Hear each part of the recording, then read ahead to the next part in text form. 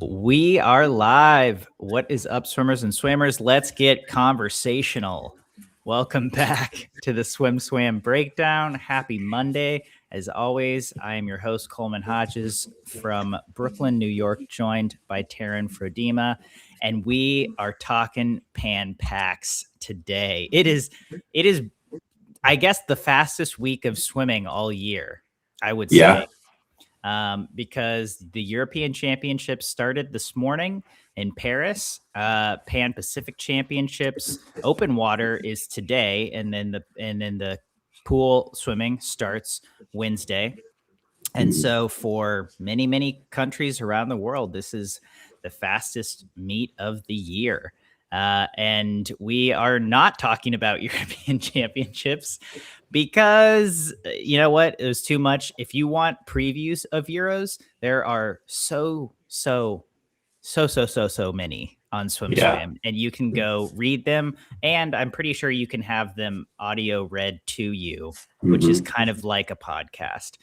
So today we are just previewing the Pan Pacific Championships. I couldn't think of someone better to preview this with because you just wrote, as you told me, Taryn, a 36,000 word? 3,600. If it was 36,000, I'd still be writing it. Yeah, last night, as many people have seen already on the site, last night was the U.S. preview was published because obviously they are kind of the team to watch. They're the host country. So kind of went in depth on a couple of the different storylines, how we, how the U.S. is going to kind of be looking, what some of the big swimmers are. And let me just tell you, there are storylines across the board. I limited myself to 3. But then obviously everybody has its own little story in this meet, being for what many people consider the big meet for the U.S. this season. This is important. This is going to be the big meet. We had a fast U.S. Nationals, so this, there's going to be some pressure put on this Pan Pacs team to also deliver and kind of prove their stature there. So I'm really excited to get into this. We have a lot of events to cover, but again, it's only a 4-day meet, so this meet's going to come and go in a kind of a blink of an eye. Yeah, it is very funny to me. And Pan Pacific Championships has always been a 4-day meet, so it's not like they're doing anything new here. But it is funny to me that they made the big meet of the year a 4-day meet, like whenever they decided to do Pan Pacs. But B, that it's shorter than the U.S. National Championships, which happened 2 weeks ago in Irvine. Which was a 5-day meet, as well as Junior Nationals also happened in Irvine, 5-day meet. The pool is warmed up. The pool is warmed up.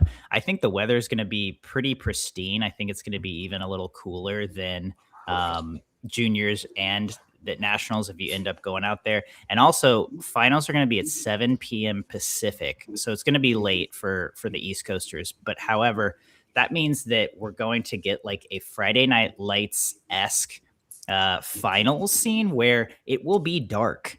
And you will have the lights shining onto the pool as the competition is happening, specifically as like we get to finish off the night with the relays. And it's, the moon is going to be above the pool. The stars will be out metaphorically and literally.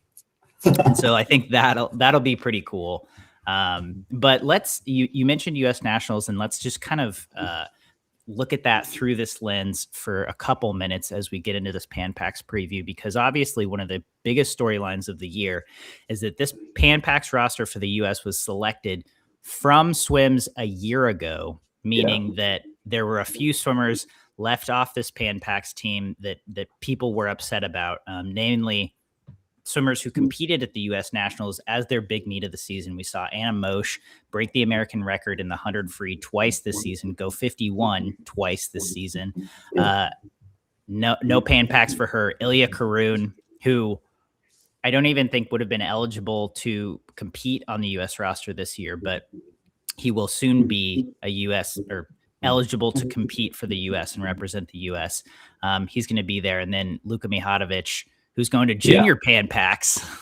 So we still, in a way, we still get to see a Luka Mihatovic Pan Pacs, but I think a lot of people are wishing it was on it was in the the senior Pan Pacs. But it'll be fun. Another one that people I saw a couple comments going was Caleb Dressel just came back a little late. Yeah. He was another one. The two, I mean, you could say Gabe Nunziata and Josh Bay, both in the 200 breast, who are by like far and away the best 200 breaststrokers that the U.S. has had all year. 207 mids. Yeah. Yeah. So it's tough. I mean, that's been one of the big talking points about this meet is you pick the Isabel roster so Stodden early. as well. Oh, Isabel Stodden. How do we forget that? Backstroke Yeah, queen, which it'll be really interesting to see if we have two women in all three events who get under her times or her best times this season, because we could, but we also could not. Like a trial situation would have been really interesting to observe for that from that perspective. Yeah, but again, this isn't. I think what a lot of people need to realize is this is not an Olympics. This is not a World Championships. So there's, if there is a meet to maybe send to pick a competition almost a year early, Pan Pacs is probably the one to do it. I think a lot of people would be furious if we were picking if we were picking the Olympic roster next summer. And it's like, oh, but you never know who's going to come to light in that time. So you never know. Yeah. That would be crazy if a country opted to pick an Olympic roster a year out. I'm sure maybe it's happened before. I guess something. I guess we write about it. You can automatically qualify for the Olympics via winning a world title for some countries, like the year before. But it's not an entire roster, right? It's just like the best swimmers automatically qualify. That'd be really interesting. But yes. So anyway, we saw some really fast swims from U.S. nationals. I'll start with one sink or swim, and we've done this sink or swim before, but let's just see where your head's at, Taryn. Okay, whatever you say. Since we're at the beginning of this episode, I'm going to definitely talk myself out by the end and want to change my answer. Whatever you're about to ask. Caleb Dressel had a big meet, 47.7 in the 100 free, 21.3 in the 50 free, 50.4 in the 100 fly, and 22.8 in the 50 fly. Will any of his times from U.S. nationals be fast enough to win at Pan Pacs? And we won't go winning times from nationals, period. We'll just go Caleb Dressel's times. Swimming, it would be his times. He will have a time or multiple times that would win in Pan Pacs. Yes, I'm gonna swim it. I think it's gonna be the 50 free. Yeah, I think it's 50 free is gonna definitely win. The most likely. I mean, you can argue the 50 fly. You could argue the 50 fly too. I mean, it's, and we'll talk about hard one. The events by events once we get into them, but I have some reasonings for the 50 free, and I have some reasons for the 50 fly. The 100 fly, I feel like it's just that one. This time, I don't know. Okay. It might be multiple. He might be able to win 3. Top seed in the men's 50 free is Jack Alexi at 21.32. I'm going to be spicy and say sink it. I'm going to have faith in the Pan Pacs roster. And, okay. It's not to say. I think we'll see it 21.34. I think it's fair to swim it. Yeah, I think you're wrong. That's what you always say, Coleman. I hope one day we have somebody do, like, one of our listeners or commenters tally up the sink or swims between you and I and see who's like gotten the most correct. Who's winning. But yeah, it's totally feasible. I think maybe I'll do that one of these days. The sink or swim tally. Maybe that'd be a long time, but anyway, on that note, let's get into this entry list for Pan Pacs, which is out. You can find it on SwimSwam. First event of the meet, we kick it off with the women's 50 fly. Honestly, not much to see here outside of Gretchen Walsh and Kate Douglas. I was just about to say, I don't know what you're saying. I think, could we see a world record in the first event of the meet? What a way to start the meet, because this isn't just like Gretchen Walsh going another best time, right? This would be Gretchen Walsh breaking a 12-year-old Sarah Sjostrom world record. The last world record Sarah Sjostrom owns in the long course pool. And that would be, it wouldn't only be historic, it would be epic. Yeah. And I think there's a very good chance of it. Sarah Sjostrom set this world record outside. I think a lot of people are like, it was wind assisted, and take it however you want. It's not invalidating her world record by any means. No one has come close to it until Gretchen Walsh, right? So it's not like, oh, she literally got carried, but I think it probably helped a bit, Yeah.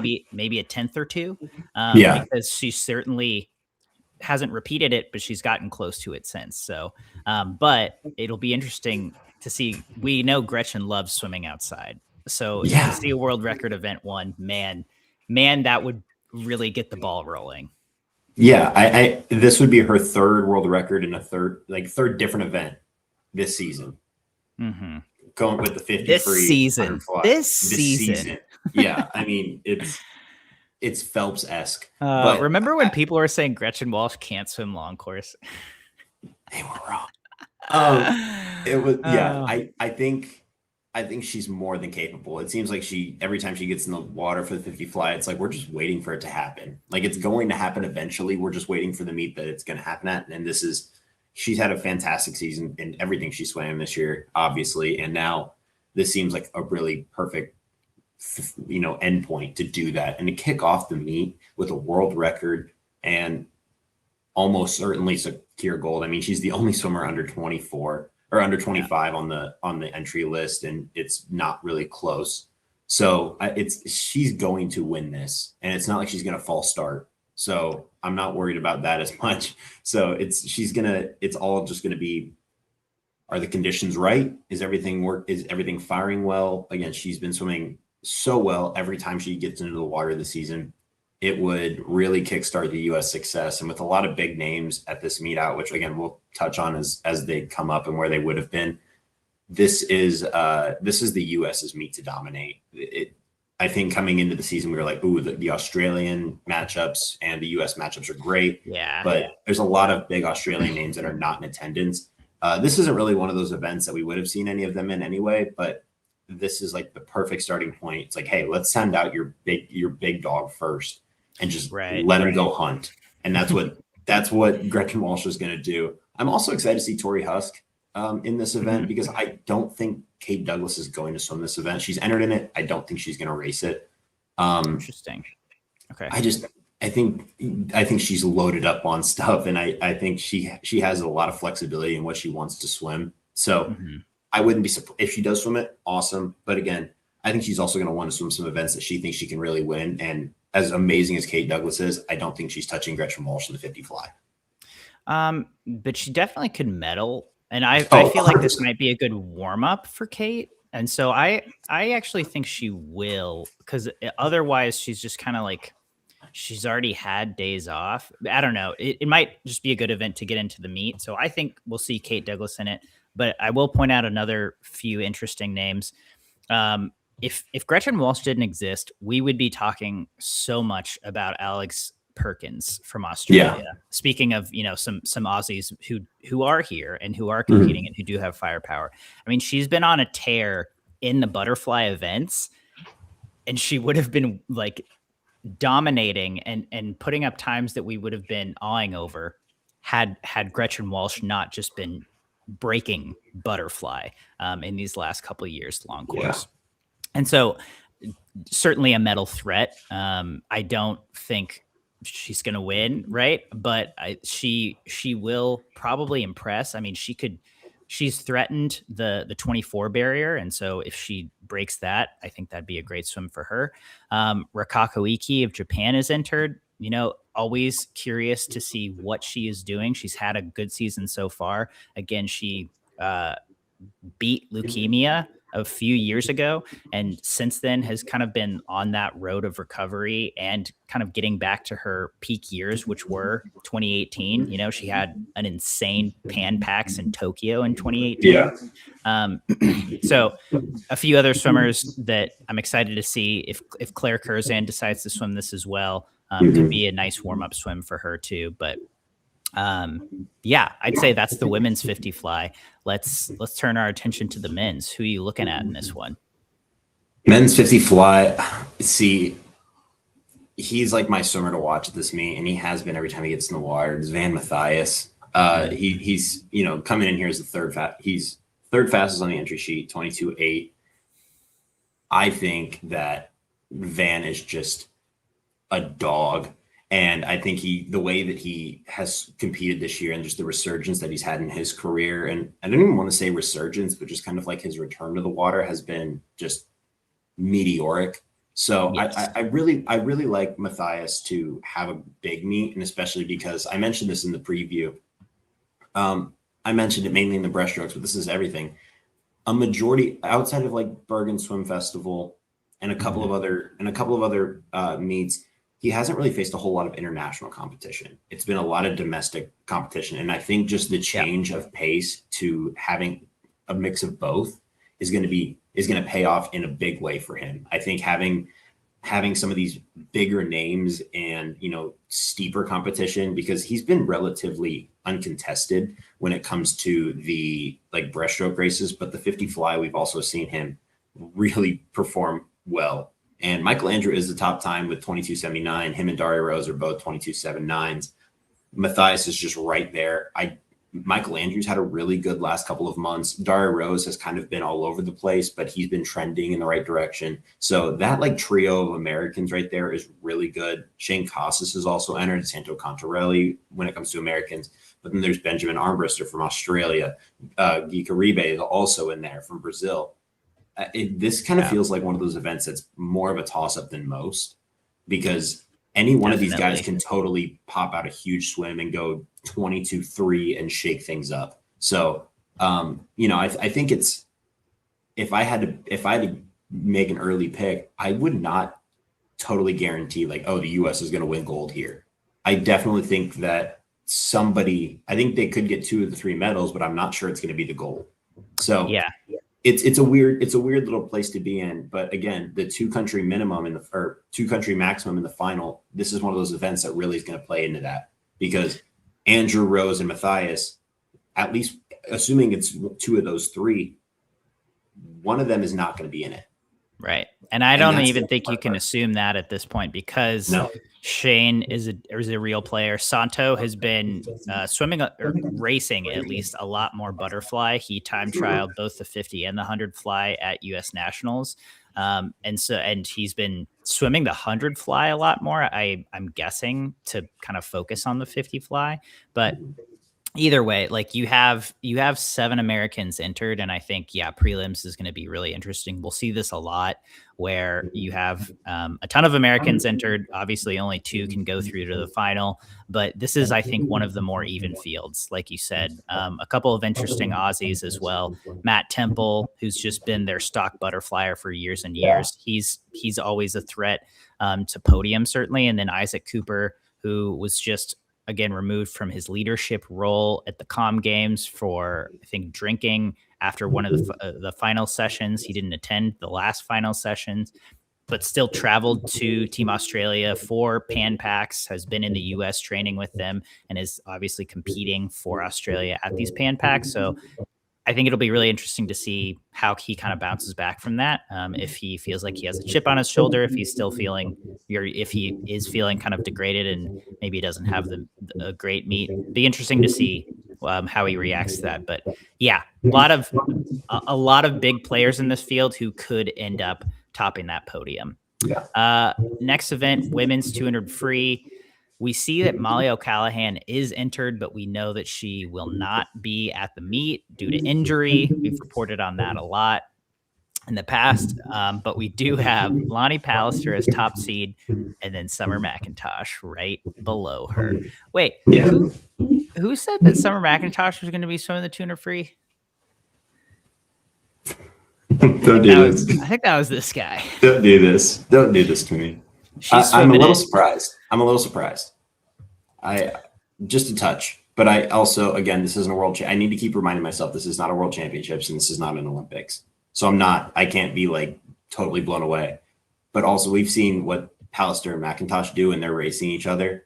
It's awesome. It is so much fun, no matter the distance. I have to give the edge to McIntosh here, because if I'm being completely honest, it's a 2-person race. Erica Fairweather could make it a little interesting.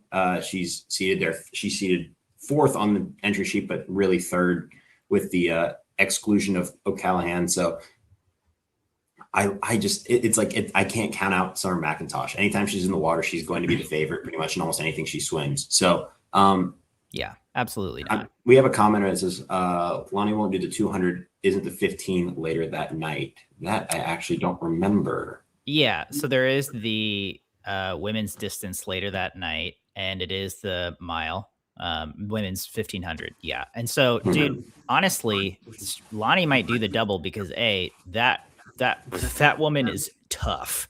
Yeah. FF. And B, like she already had the meat of her season so far, right? I'm not saying she's not focusing on pan packs, but she just won 3 gold medals and a silver.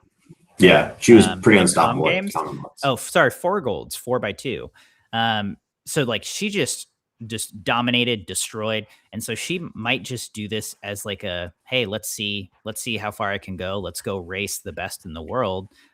Especially since Summer is not swimming the 800, she might just want another crack at racing the best in the world, because I think there's no doubt in my mind Summer is going to be the best in the world in the 200 free if she decides to swim it. She did a podcast with Mel, gold medal Mel Stewart, SwimSwam CEO, earlier this year, saying she wants to go 152 in the 200 free, right? And then it was weird because she didn't end up competing it throughout the season quite as much as we might have expected her to, after saying, oh, I want to swim the 200 free. But I think we're seeing the Bob Bowman work in effect, right? Where I don't think they have to race it a ton to they're doing the work in practice, right? If we know anything about Bob Bowman trained athletes, they do work. They do their work. That is his entire philosophy. And so I think we're going to be maybe a little surprised from what we've seen in season from Summer and what we see from her here, because I think she's going to pop off. I think she has a real shot at breaking the 200 free world record. And if I'm sinking or swimming that right now, I'm going to go ahead and swim it. I think she goes 152 low. She might even be the first woman to go 151, because we already saw her destroy the 2 fly world record at trials. And so I think she's not going to put as much stock into that event. And I think she's really going to go for it in this 200 free. Can you imagine not going, like putting too much stock in an event and still breaking the world record? Gosh, how many people can say that? Yeah, I think your logic is super sound.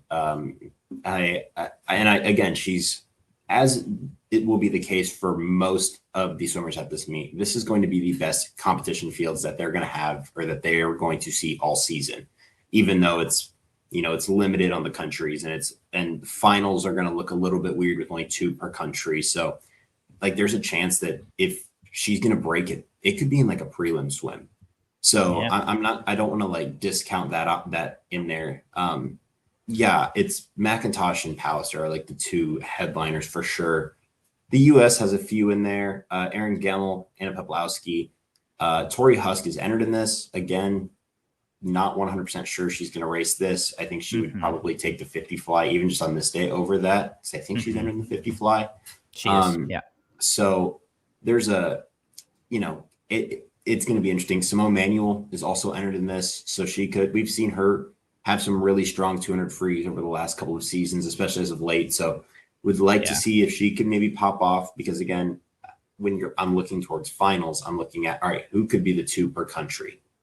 Yeah. And I honestly, for America, like if anyone pops a 154 prelims or finals, I would take that as a win. Like, I think that's really strong, because I don't think anyone's going to touch, well, with Claire Weinstein out, it's kind of like, but I do think the U.S. women will win the 4x2 just because of the depth and because Australia is depleted. But in terms of the individual event, not the strongest when you're comparing them to Summer and Lonnie. And so if anyone can dip under that 155 barrier, I'd say that's a win. Yeah. All right, men's 200 free. We've got Luke Hobson is the only man seated at below the 144 barrier, but man, we've got a lot of 144s. It's Sure looking do. interesting. We also second seed is Zhang Shuo from China, which I'm really excited that China brought a team over to these Pan Pac Yeah. championships, as well as like we're gonna get to see some Chinese stars compete on U.S. soil, and that's very, very rare. The last time I can remember that happening is Sun Yang competing at the Santa Clara Pro Swim, or it might have been the Santa Clara Grand Prix at that point in 2016. So and that was 10 years ago. And that was a really cool thing to see, but again, it just doesn't happen often. So I think this is sort of like the 50 fly for me, where I don't know how groundbreaking the performances will be, but I do think it's going to be really interesting to see who moves on to finals and then who ends up getting their hand on the wall first. Because for the Americans, there are quite a few options. Yeah. I think Luke, if he has the meat, he should get through. But then you have Gabe Jett, Rex Maurer, Henry McFadden, and Chris Giuliano, who who all I think have very, very good shots at making that final as well. Yeah, I wrote this in the preview. Hobson's been within a second of his PB this year, which is a great sign. He's been 44-4. So wow. When did he do that? Oh, don't worry about it. It's fine. Thought I read it. Couldn't remember, but I'm like, he's third in the world this season, but it's those who are behind him that really scare me. We mentioned Zhang Shuho, Tetsuya Murasa, and Katsuhiro Matsumoto, both, the tandem of Japanese swimmers. Yeah. All of them this season are within like there's like a little bubble. They're all just like right next to each other, which is going to make this really exciting. It's going to make it a really fun event. My biggest story for this is going to be who is that second guy for the U.S. Who's going to step up? We've seen Gabe Jett step up in the mid-distance events before. Rex Maurer has had kind of I wouldn't say he's had a great season. He hasn't had a bad season, like long course season this year at all. We really just haven't seen much from him. Exactly. Yeah. And then there's Henry McFadden, who I'm actually he's my dark horse to maybe make a big move in this. I really like where he's at. He's coming off of a really strong college season. And I think if there's a time for him to make a jump, he's one of those people that really benefited from the team getting picked a year ago, because it's been a little bit again, kind of up and down this season. But I think, again, this is your time to make that jump. I also don't want to discount Patrick Salmon. He just won a best time at U.S. Nationals in the 2 free. He was like 45.6. Again, he's going to need to make a big drop if he wants to, probably get into that final. But we've seen Patrick Salmon do some crazy things in the summertime, and especially done some crazy stuff on home soil. So I don't want to count him out either. This is going to be a fun event. It just kind of feels like the 200 free has always been fun. I'm going to also take your logic that you just mentioned with the women. The men's 4x2, again, they're going to have options. There's 9 American guys entered in this event. Again, I would be blown away if all 9 actually swim it. But like Julia, if you just take any group of 4 of Hobson, Jett, Maurer, McFadden, Giuliano, Salmon, Destin Lasco, Aaron Shackle, it's like, how are they not going to win? How are they not going to win the 4x2? If Australia comes within 3 seconds of them, I'll be offended. Honestly.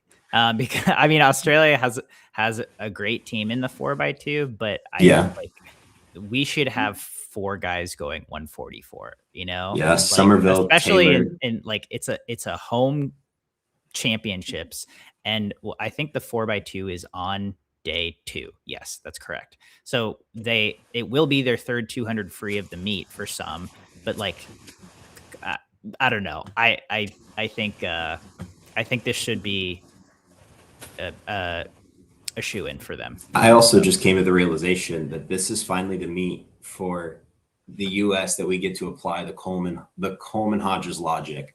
They swim fast on home soil. And I listened to an interview from Greg Meanahan, I think it was like 2 weeks ago, and he talked about how, swimming on home soil is also going to be a challenge. Like, part of the challenge is managing that excitement to swim on home soil, but also having the crowd and having like the home fans cheer you on, it's proven to be a very positive factor before. So I'm excited, and I think again this is going to be one of those events that could very much use that excitement from the crowd to really surge a guy like Luke Hobson and back into like that 143 territory, which I think he's more than capable of doing this season. We've seen it before. He can pop out a great 200 free whenever really called upon.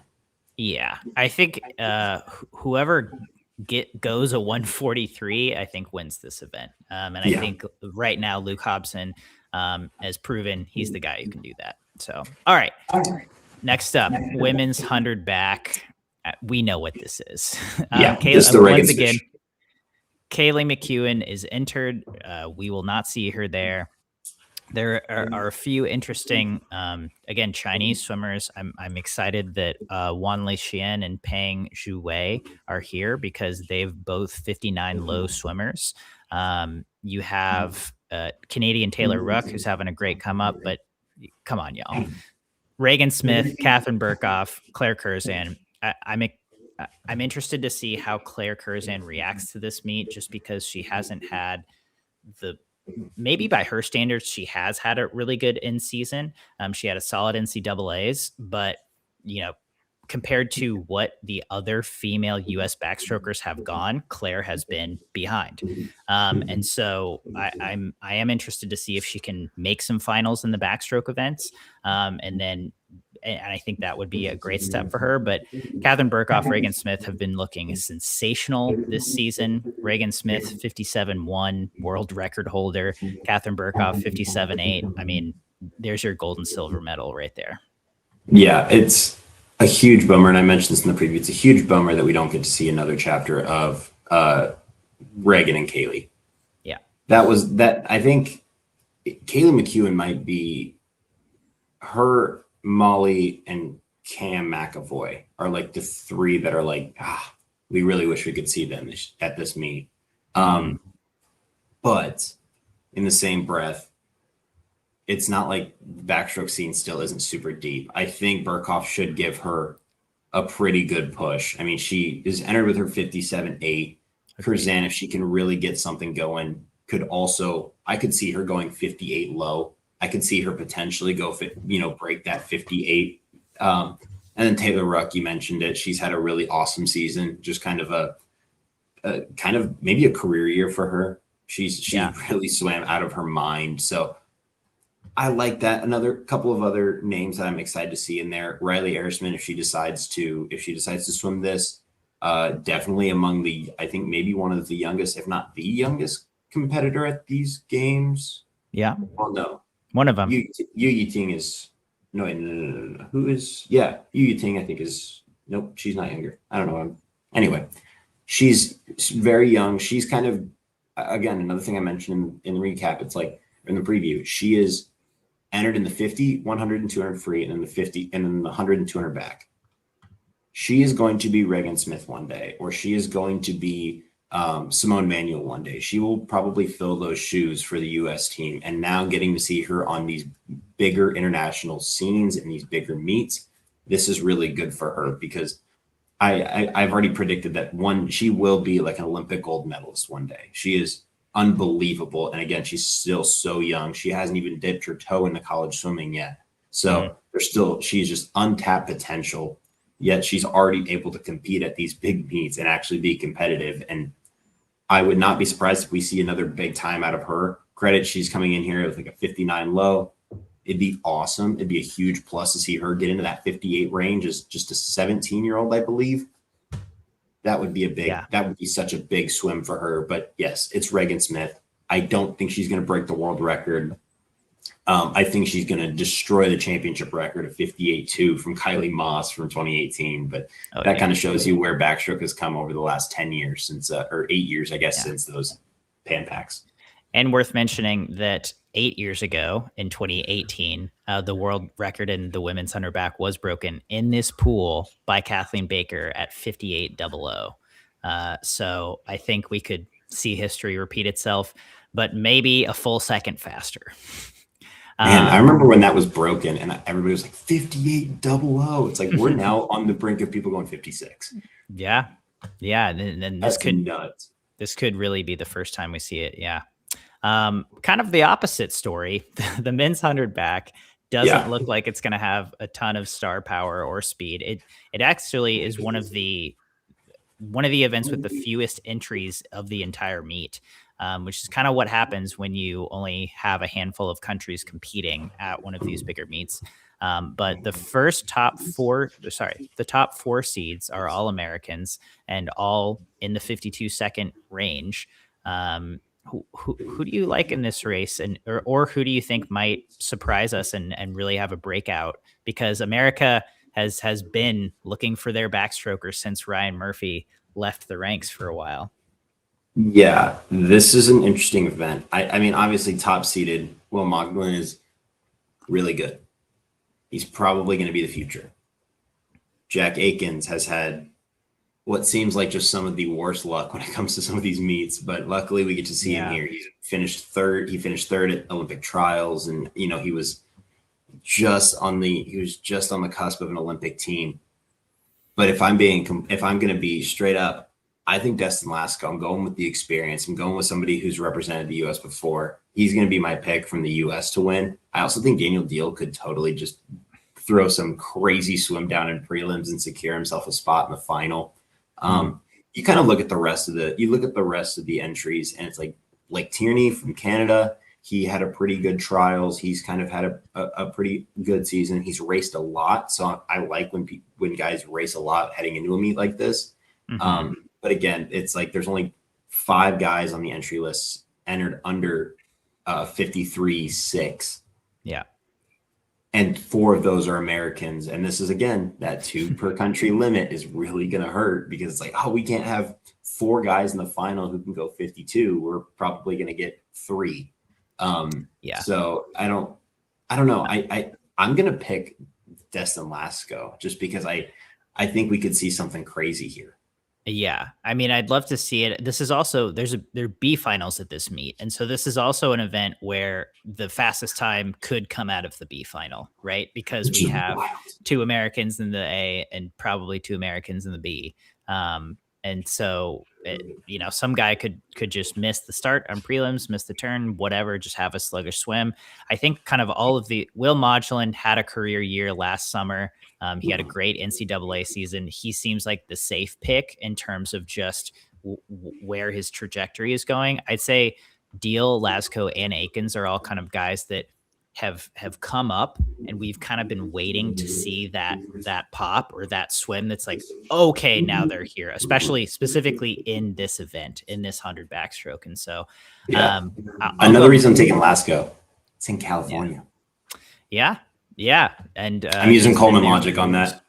Well, I will say he has been training in Philadelphia, where he's from, for this year. But the California waters might do him well here. But welcome home. Welcome home. Another event that has very few entries, less than 16, the women's 200 fly. And I think the biggest question here is, will Summer McIntosh swim it? She's already broken the world record in it. I don't see the reason why she needs to. Save it for a world. Why? Save it for a world. Save it for an Olympics. We've talked about this before. And again, if you win a Pan Pacs gold, that's amazing. You're not going to go home bragging to yourself, especially if you're Summer McIntosh, about your Pan Pacs gold medals. You're going to be talking about your world championships, your world records and stuff. The only reason I think she would swim it is to break the world record. That's all that she's going to have in mind. Elizabeth Deckers is 204.9 on the entry list. Tess Howley's 205.2.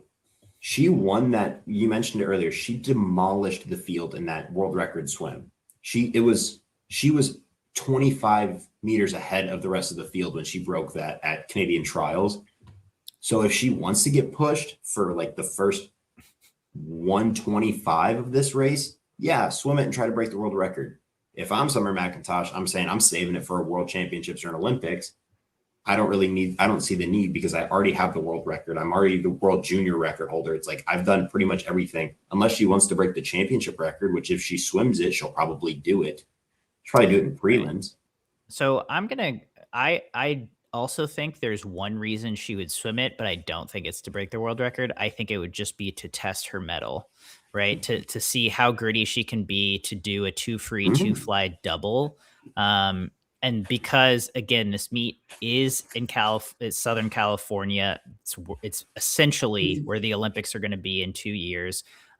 She's been under Bowman for a year, and they might be thinking, okay, if you're going to try to swim 5 events in LA, if that's something she wants to do, this could be a good sort of test run for that. But obviously, it's a 4-day meet. It's only prelims finals. The meet format is not similar to the Olympics at all. No.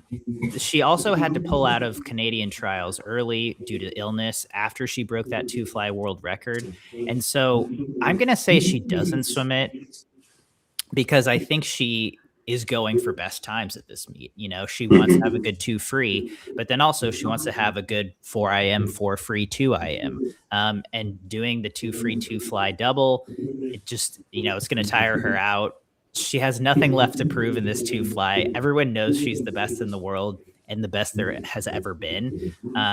So to me, it doesn't seem to make sense because if she wants to practice swimming 5 events, there are other opportunities to do that, and Bob can figure out a way for her to do that.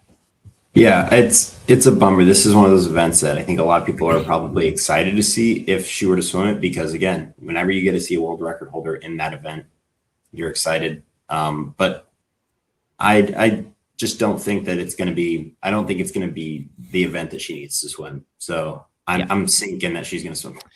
The Americans in this: Tess Halley, Carolyn Bricker, like you mentioned, Alex Shackle seated right behind them, and then Alex Walsh also entered in this event. So it will be interesting to see which Americans end up swimming it, and then again which 2 make it onto finals. But I think no Summer McIntosh, and I think 205 wins it. So not anything too exciting. Is my prediction. Men's 200 fly, also kind of a game of who will swim it. You got Luca Orlando, top seed. He was 154 at U.S. Nationals. It was a good sign. He seemed in good spirits after the race. We talked to him a little bit. So we could see a return to form and our golden boy, our single golden boy from the World Championships last year, back on top of the podium. But it's not going to be an easy trail for him. We've got Tomorrow Honda. Oh, sorry. We don't have Tomorrow Honda from Japan, as we just reported. He's having legal trouble after injuring someone in a car crash, and so he will not be competing. Yeah, that's a tough one. I will say this: I really hope Luca swims this. I think everybody's the same way. His swim last summer in Singapore was such it captured the hearts of many, just knowing what he had gone through injury wise, and just the path that he took to get back into this, to get back to racing, and then to pop off this 151.8, an otherworldly swim for what we had seen from the US team on the men's side last summer. But again, now that Tomoru Honda's out, like, that's a big name. What wins this? Does like a 53.5 win this year? Yes. Because was that what you were going to say? Like, yes. That's what I think. That's what I think it's going to be. Yeah, totally. Carson Foster, Thomas Heilman, Daria Rose again. Harrison Turner from Australia is an interesting name in there. He's had a great season. I think Com Games champion in that. Yeah, and man, it's like, oh, I really want Luca to swim this. I think everybody wants Luca to swim this. Harrison Turner silver at Com Games. The guy from New Zealand, Lewis Clareburt. That's it. Won, but Harrison Turner had like a really gutsy swim, went out really hard, almost held on, but Lewis Clareburt got him on the last length. But he's had a great swim. I think he has a great shot to podium, especially because only 2 Americans can make it into that final. I think if Luca swims it, I think he's pretty safe into the final. I think between Dare, Thomas Heilman, and Carson, it'll be interesting to see which of those guys can follow Luca into the final. But yeah, I think 153.5, you go that and you're pretty safe for gold in this race. Yeah.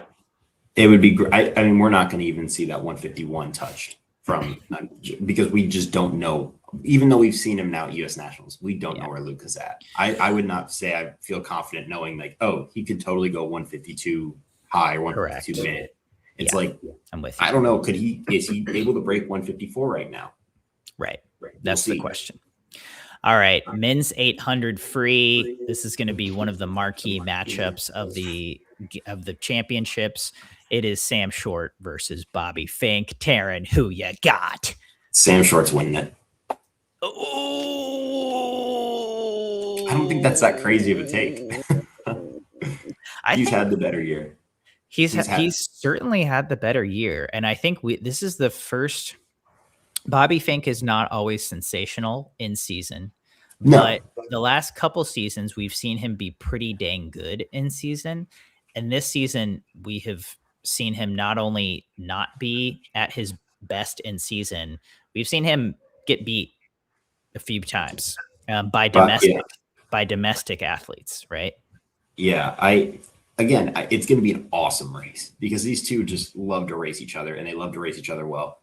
I also think like the 800, like Sam Short is kind of 4.8 goes to 15. Bobby Fink obviously is like mile goes to 8 and technically races the 400 sometimes, but not at international competition. And tickles the 400.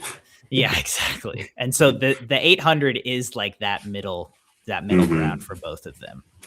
I just think Sam Short's been too hot this season. Obviously, he also obviously has the speed, right? I mean, he's 340 in the 400 this year. Yeah, he kind of just he had a really hot start to the season. Or I guess I don't want to say start to the season, but like earlier in the calendar year, he was unstoppable and untouchable. Kind of cooled down just a touch, but he also just hasn't raced as like it just seems like whenever he's in the water now, Sam Short is the one contending for a gold or he's contending for a win. Not to say Bobby Fink can't. He can. We've seen it. I mean, could Sam Short get finked? Potentially. I think it's more than potentially. Really? In this one? I think this is a bit of a mind game for sure. Let's see. I mean, last season, Bobby Fink was 743. Sam Short was 740. Sorry, this is just the 2025 season. Sam Short's been 736 this year. Bobby Fink has a best time of 739, I think. I think 38. 38. Okay. And so I'm with you. Sam Short has had the better season. Sam Short on paper should win. And I think if Sam Short swims his race, he will win. Because he can go out and leave Bobby Fink in the dust. If Bobby is able to stay close to him, he will have the home crowd advantage. People will be cheering their butts off. I'm hoping Bobby will have some confidence. I don't know how he's been because we've talked to him and he's like, I'm getting old. This is kind of getting harder for me in season. Hopefully Bobby Fink has the best taper of his life. He feels great in the water because if he's confident, there is no one he cannot run down. I will totally. And again, and again, the mile is more of his race because he has more time to run down people. But we've also, when Bobby Fink broke the world record in the mile, he went out. He went after it. And so I think Bobby knows he will have to kind of put the pedal to the metal a little bit in this race because it is half the distance of the mile. But if he can keep it close, if he's within a body length at the 600, I say Bobby Fink. But I'm with you that Sam Short should win this race. Yeah. And again, I don't want it to sound like I don't want to see Bobby Fink do some crazy stuff and pull out a win here. I think Bobby Fink wants Bobby Fink to do that. But it's just, if I'm going based on this season, sure, I have to take Sam Short. I would not be doing myself justice. Also worth noting, Sam Short's coming off a comm games, like a big games. It's his second big competition. It's really his third big competition of the year because they had trials too, right? That's where he went all his best times. Then he went to comm games. Now he's going to Pan Packs. Bobby Fink has not had one day of rest until this week. Bobby Fink is fresh. Yeah, Bobby Fink's fresh. So Just for the That's funds. That's actually Just a for the really funds, good point. I'm picking Bobby Fink because I want to see it. And Sam Short has made it public. He wants to beat Bobby Fink on American soil, which I think is awesome, right? Yeah. That is what we want to hear. That's what we want to see in swimming is people be like, I want to beat this person. Yeah. So it's going to be a great race. After that, honestly, there are other swimmers, but come on. It's like I would be doing, Rex Maurer. Hopefully you have a great race, but let's be honest, it's Fink and Sam Short. Yeah. That's what it is. That's what it is. Women's mile also happening that night. Katie Ledecky is swimming. We'll get to see Katie Ledecky. It'll be the Katie Ledecky show. No one will challenge her. You can't convince me otherwise. It will be world record watch. Can Katie Ledecky go 15:20.47 or faster? Hopefully, yes. Maybe no. Will she win? Yes. Other than that, that was awesome. There are some interesting names. Guys, give it up for Coleman Hodges. He's been doing it forever, and he just keeps getting better. Yes, she's winning this. Go ahead. She's winning this, and it's not even going to be close. I think she wins it by 20 seconds, and I think she. I wanted to say breaks world record. I wanted to, but I don't think I can bring myself to do it. My better judgment says no. My hopes and dreams say yes. My hopes and dreams say she goes to 15:00. That's not gonna happen. I'm gonna say she goes like 15:24 or below. I think she cuts it close. Yeah. She swims well on U.S. soil. She broke this world record on U.S. soil. She does. So it's the first one to meet no prelims either. You know what? I'm saying 15:18. Whoa! Screw it. Whoa! Because we saw her go 15:23, I believe, in Fort Lauderdale 2 years ago. Yeah. Last year when she had the crazy meet when she broke the world record in the 800, and it was similar scenario, right? It was a night swim. It was her first swim of the meet. Katie Ledecky's been doing this forever. She's due. She's due. You're right. She is due. Who else are you looking at in this race? I mean, obviously, Pallister is kind of the other surprise, or she's like the only other person. I'm like, yes, she will probably be on the podium at the end of this meet. Katie Grimes and Jillian Cox. I just kind of think that's an interesting other tandem for the U.S. Jillian Cox, I think, has been. It's like we're trying to find who's going to be Katie Ledecky when Ledecky's gone, and let's be honest, there will not be one. We will probably never have another Katie Ledecky. Correct. But it's like, all right, who's going to fill those shoes? It's between her and Katie Grimes. Grimes, as of late, has been swimming pretty well. She had a great U.S. Nationals.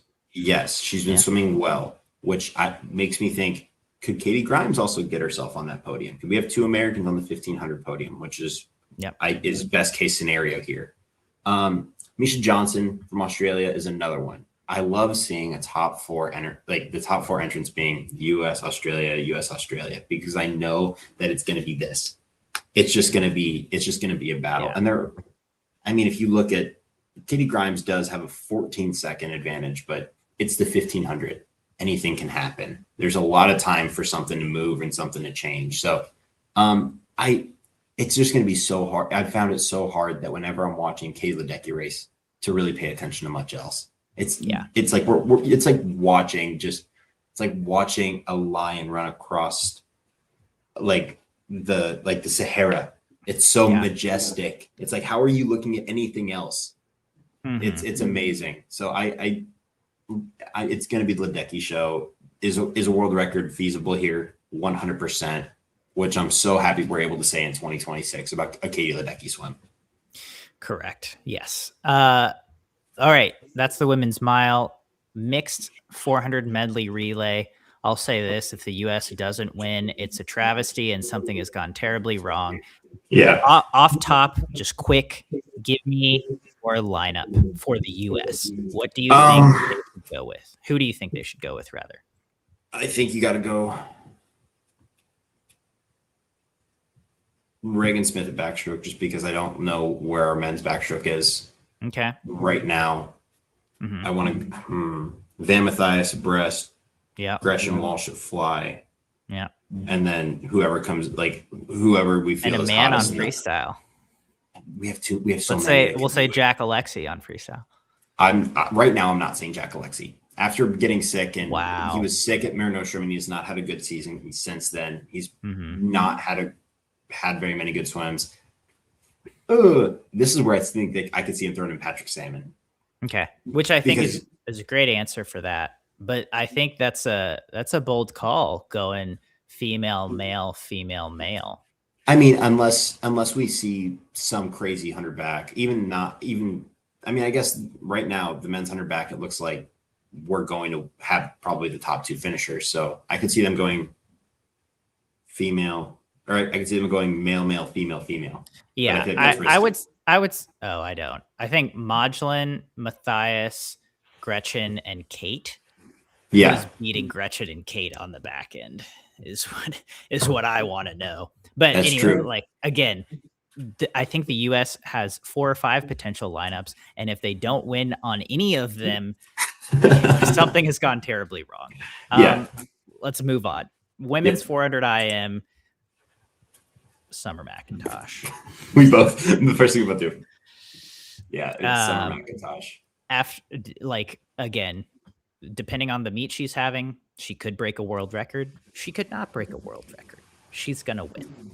After that, Katie Grimes, I think, is really interesting. We'll see who makes it into that final, just because you have Alex Walsh, Emma Wyatt, and Katie Grimes, who all seem to be focusing pretty hard on this event.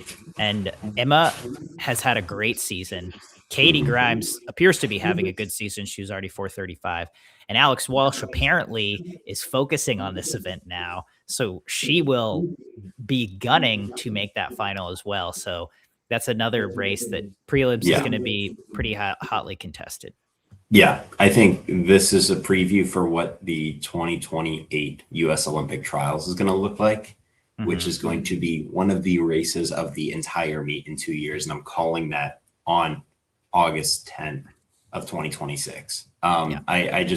This is going to be a great matchup. Again, Summer's going to run away with it. She's going to win. It's not going to be that. I don't think it's going to be that close, but it's going to be between Grimes, Wyatt, and Walsh probably in the prelims. Again, if Walsh swims this, but she already said she's focusing on it. So yes, I think she will swim this.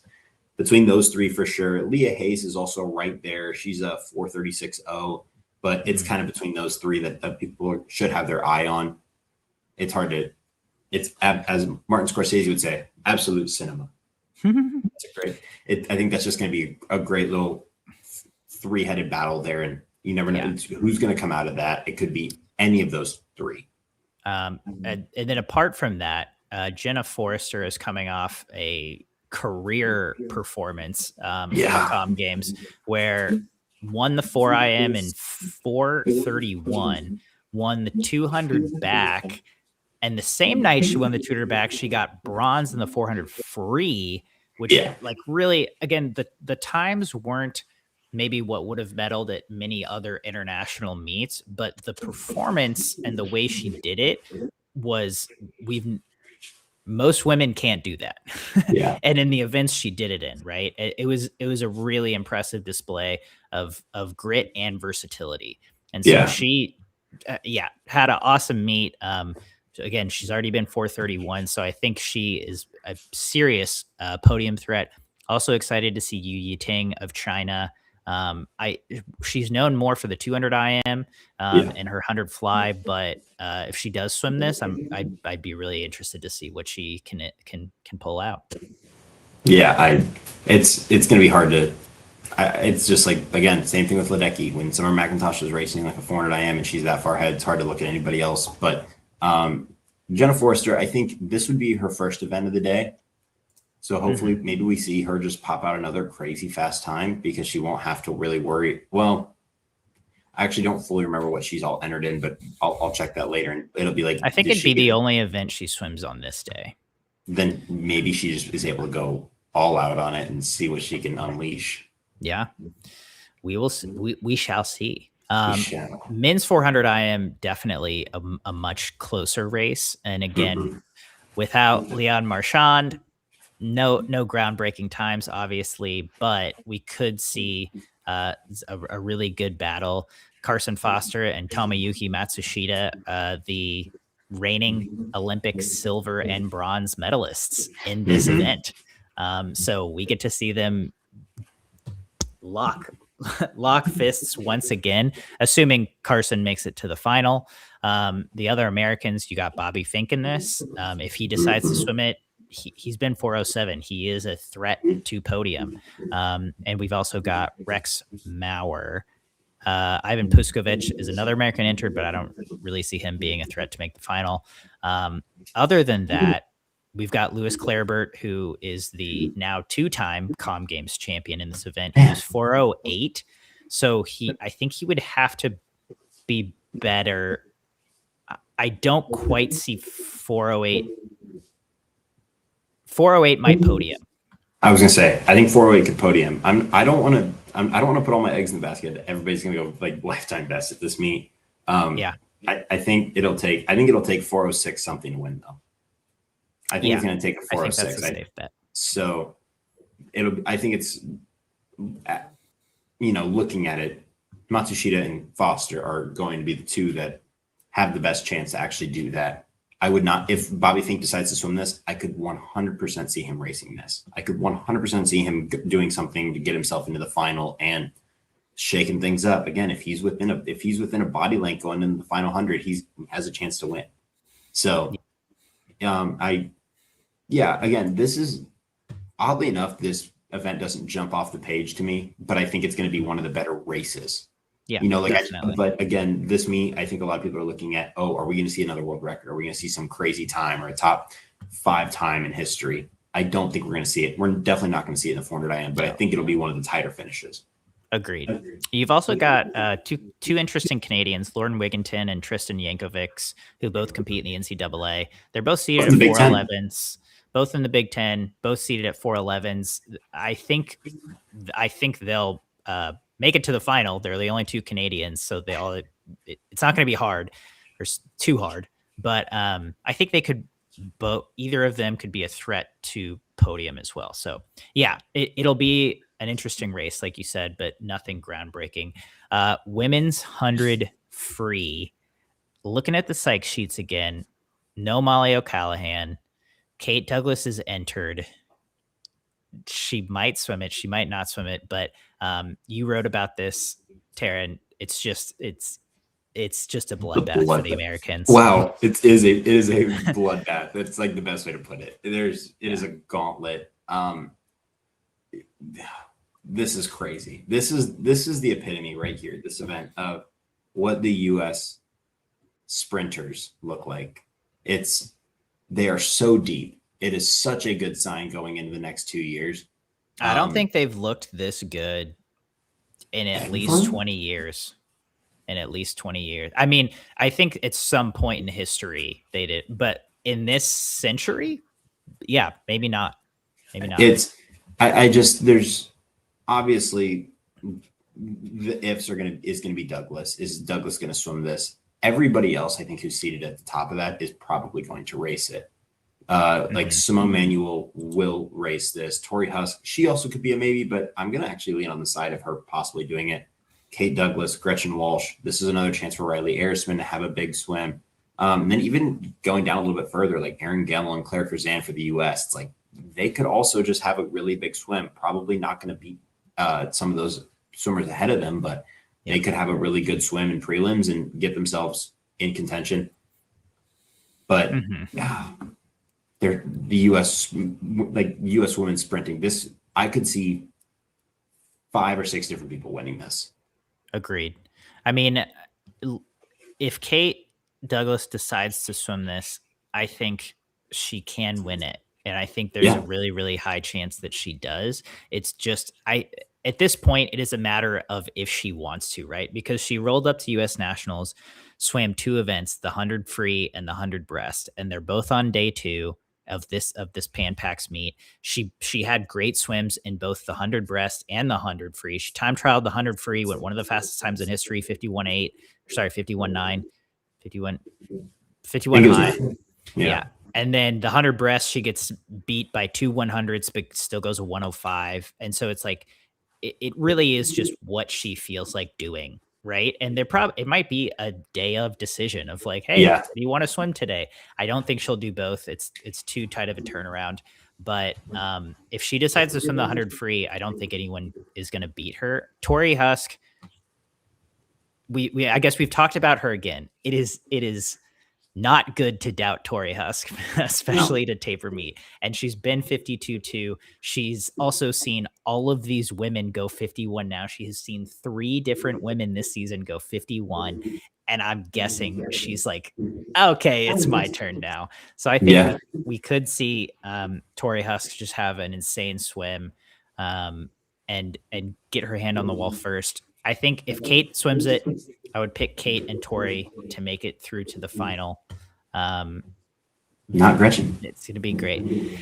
Gretchen went 52.7 in a time trial, and it was the best time by a lot. And then Kate time trialed it the next day and just made her look like crap.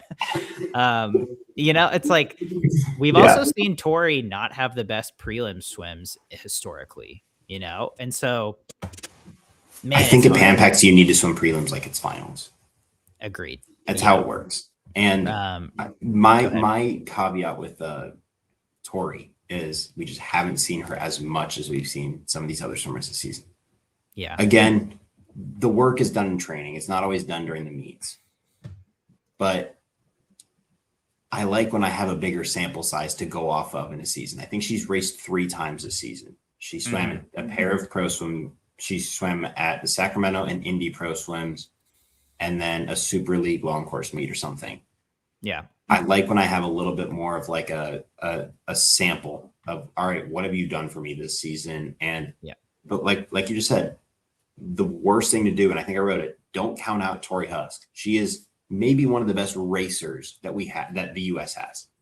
She can race anybody in the world in any race, and she's stone cold when she gets up behind the blocks. Like it is amazing. It is. She has the Mamba mentality. Yeah.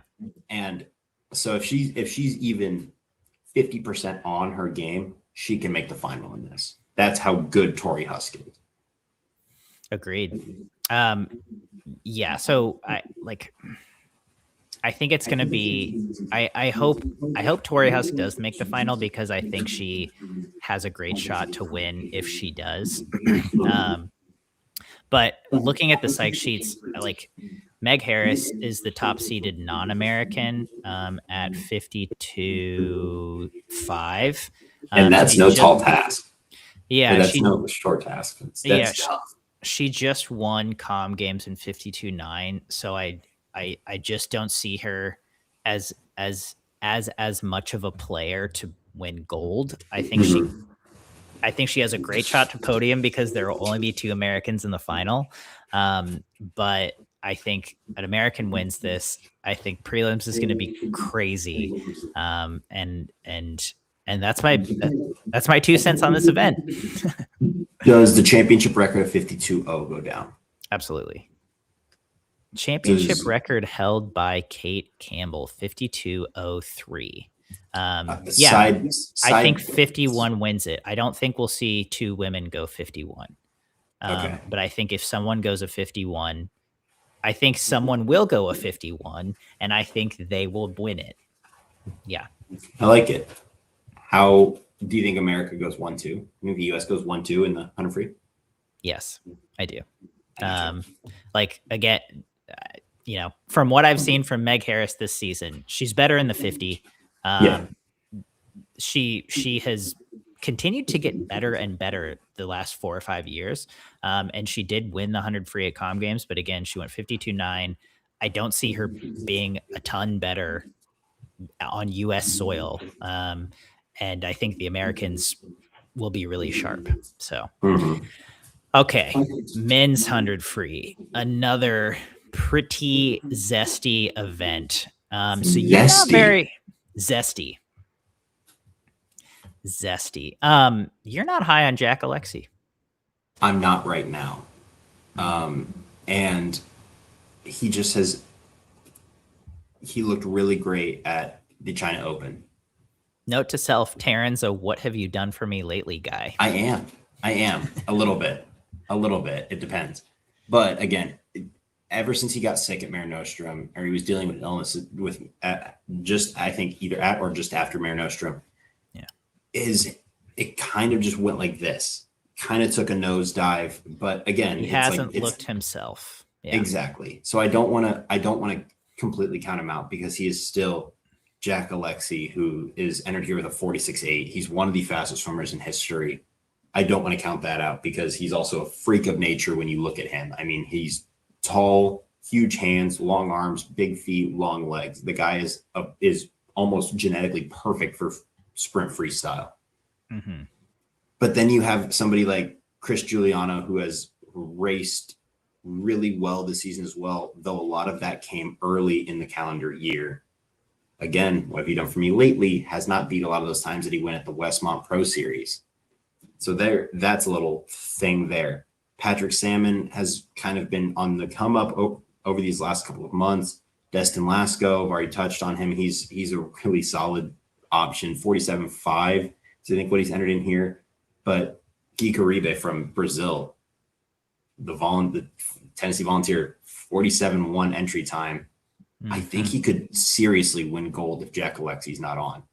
I think it could take a 47. I think it could take a 47.0 or a 46 to win this. I mean, I hope it does.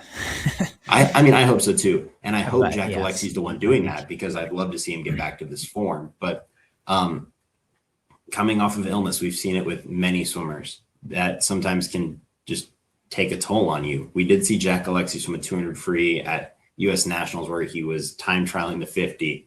And it seemed like a lot of people were confused in the moment, especially on like the live stream. They were all confused. It's like, you didn't notice that he just went like a 22 going out in a 200 free. Yeah, I'm sure he's gonna hold on. I don't want to say I'm not high on him, but I'm not like I don't want to say, oh, I'm going to guarantee a Jack Alexey gold in this, because I can't do that. But I think if he is able to get 47 low and get himself into the final, he will race well and potentially win this.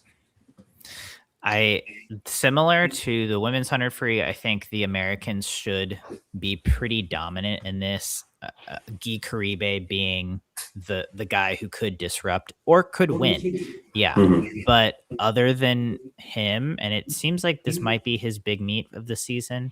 And so he's really been on a tear, but I think Chris Giuliano is going to have a great showing. He always shows up in prelims.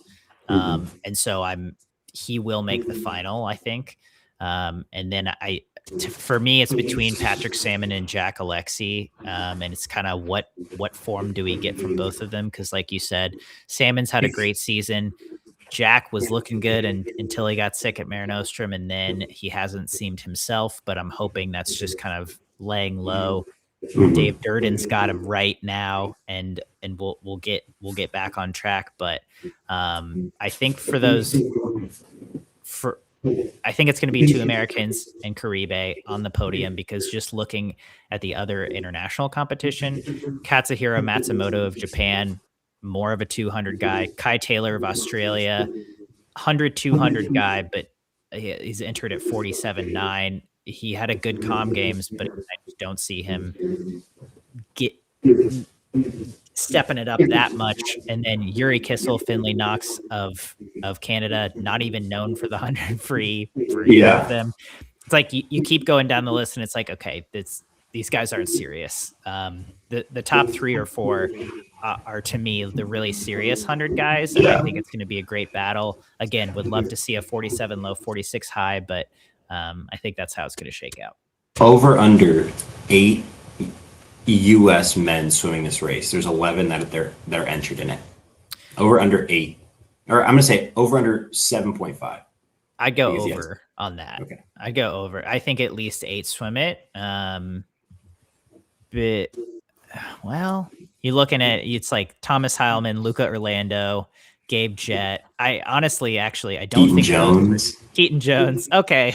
Well, I think it was a good line. Yeah, I think it was a good line. I guess I'll go under. I guess I will go under, because that was one of the things when I was writing the preview. I was like, holy cow, there are so many U.S. men in this event.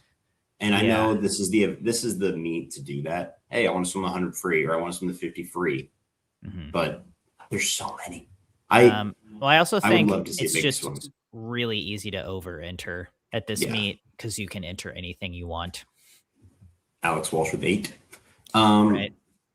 Yeah, 100 free is going to be a great race, mainly just to see what Americans step up. Agreed.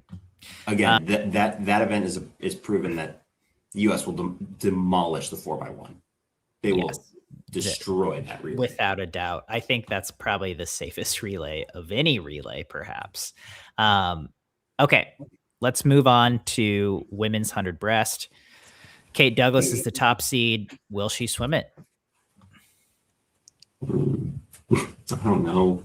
Yeah, it's all dependent on what she wants to do. We can make predictions, but honestly, if you're listening, you have as good of an idea as we do at this point. It's really whatever she wants. But outside of Kate Douglas, you've got Mackenzie Soroki and Emma Weber for the U.S. Mackenzie Soroki just went 105.6, I think, 105.7 at U.S. Nationals, and she looks really strong to be that second place, or that second person to make the final for the U.S. Yeah, but I will say this field shows that 106 low doesn't do you much.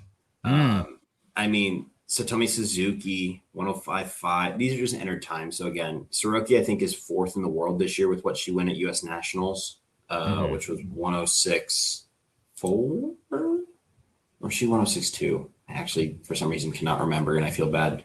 Only spent so much time working on this. Oh, she was 105. Wait, yeah, she was 105.6. So this is with her previous time. So I mean, but it shows you there's a lot of fast swimmers at this meet. Sia Tooney is another one. Alexa LePage is a good one.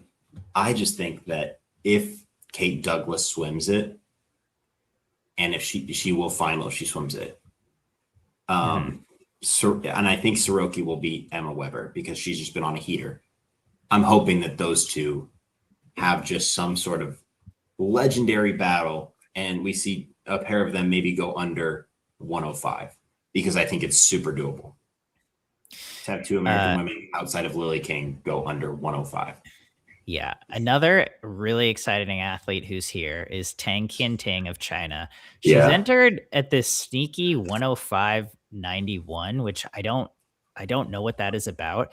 She's the Asian record holder in the 50 and 100 breast. She's been 29.4 and 104.3. And she was 29.4 earlier this year in the 50 breast.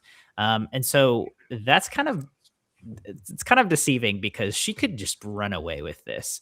And she is also known for going out, taking the 100 out very, very quickly. And so honestly, like we're talking about which two Americans could win this race or could make the final, but that might be a little irrelevant in terms of gold because Tang Qianting is the real deal. And I think she'll probably be saving her best for Asian Games this year, but that doesn't mean that she can't still pop something off or has a chance at really going for it. Championship record of 104.93 from Rebecca Soni in 2010. That's crazy. In Irvine. In Irvine. And so I think there's a solid chance we could see that championship record go down. And I think there's a couple options for that. Obviously, Tang could do it.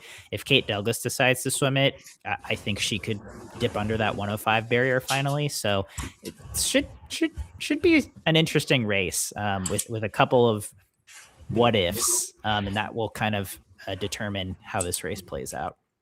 Yeah, 100 breast is going to be fun. And again, we're seeing a really fun addition to the post Lily King era. I just think that with Douglas, with Soroki, with Emma Weber, even like Skylar Smith, I think she's going to be more of a contender in the 50, but just getting a lot of names from the U.S. side. But again, like you said, it might be irrelevant. More fun in the 100 breast on the men's side. We'll get to see if Van Mathias can break that 58 barrier.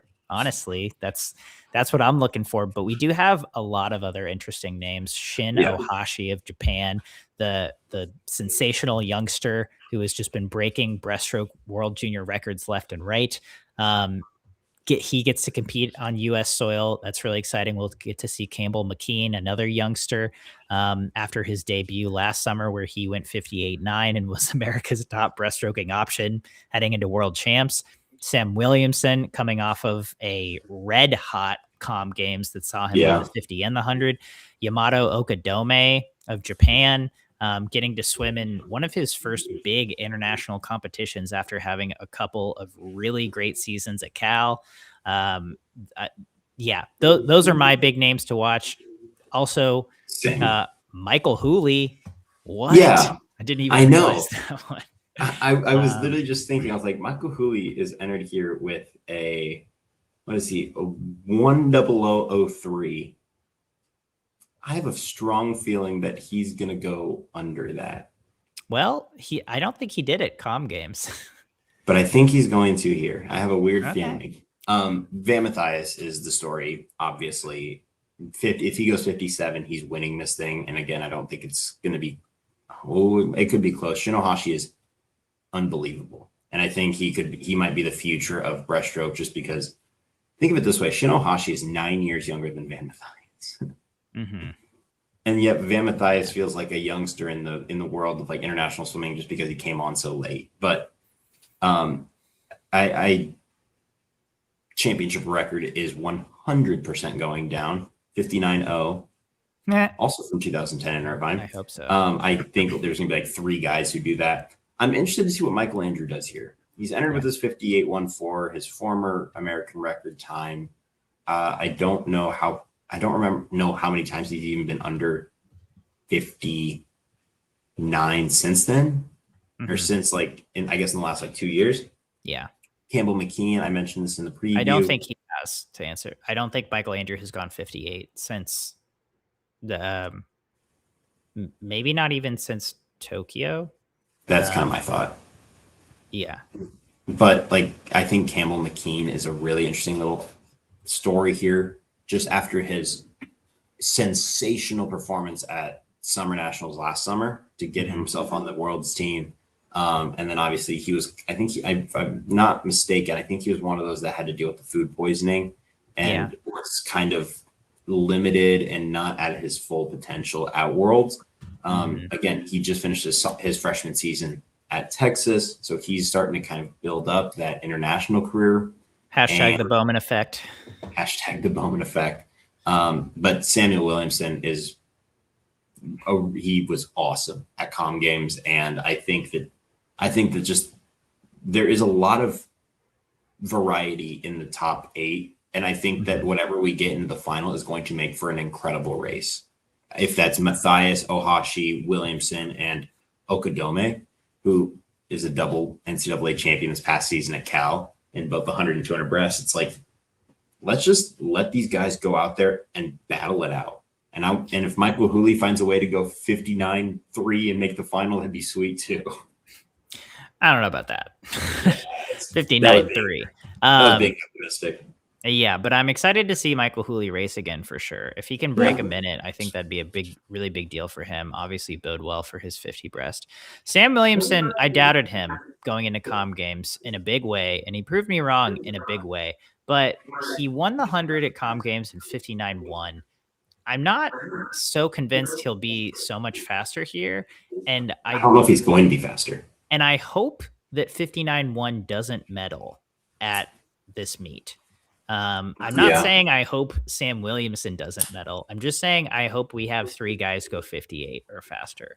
But I do think I'm really excited to see Campbell McKean, and just after the summer he had last summer, can he make another huge jump, especially after seeing what Van Mathias can do. But you said most of it. 100 breast on the men's side is going to be one to watch and a really great race. So next up, women's 50 backstroke.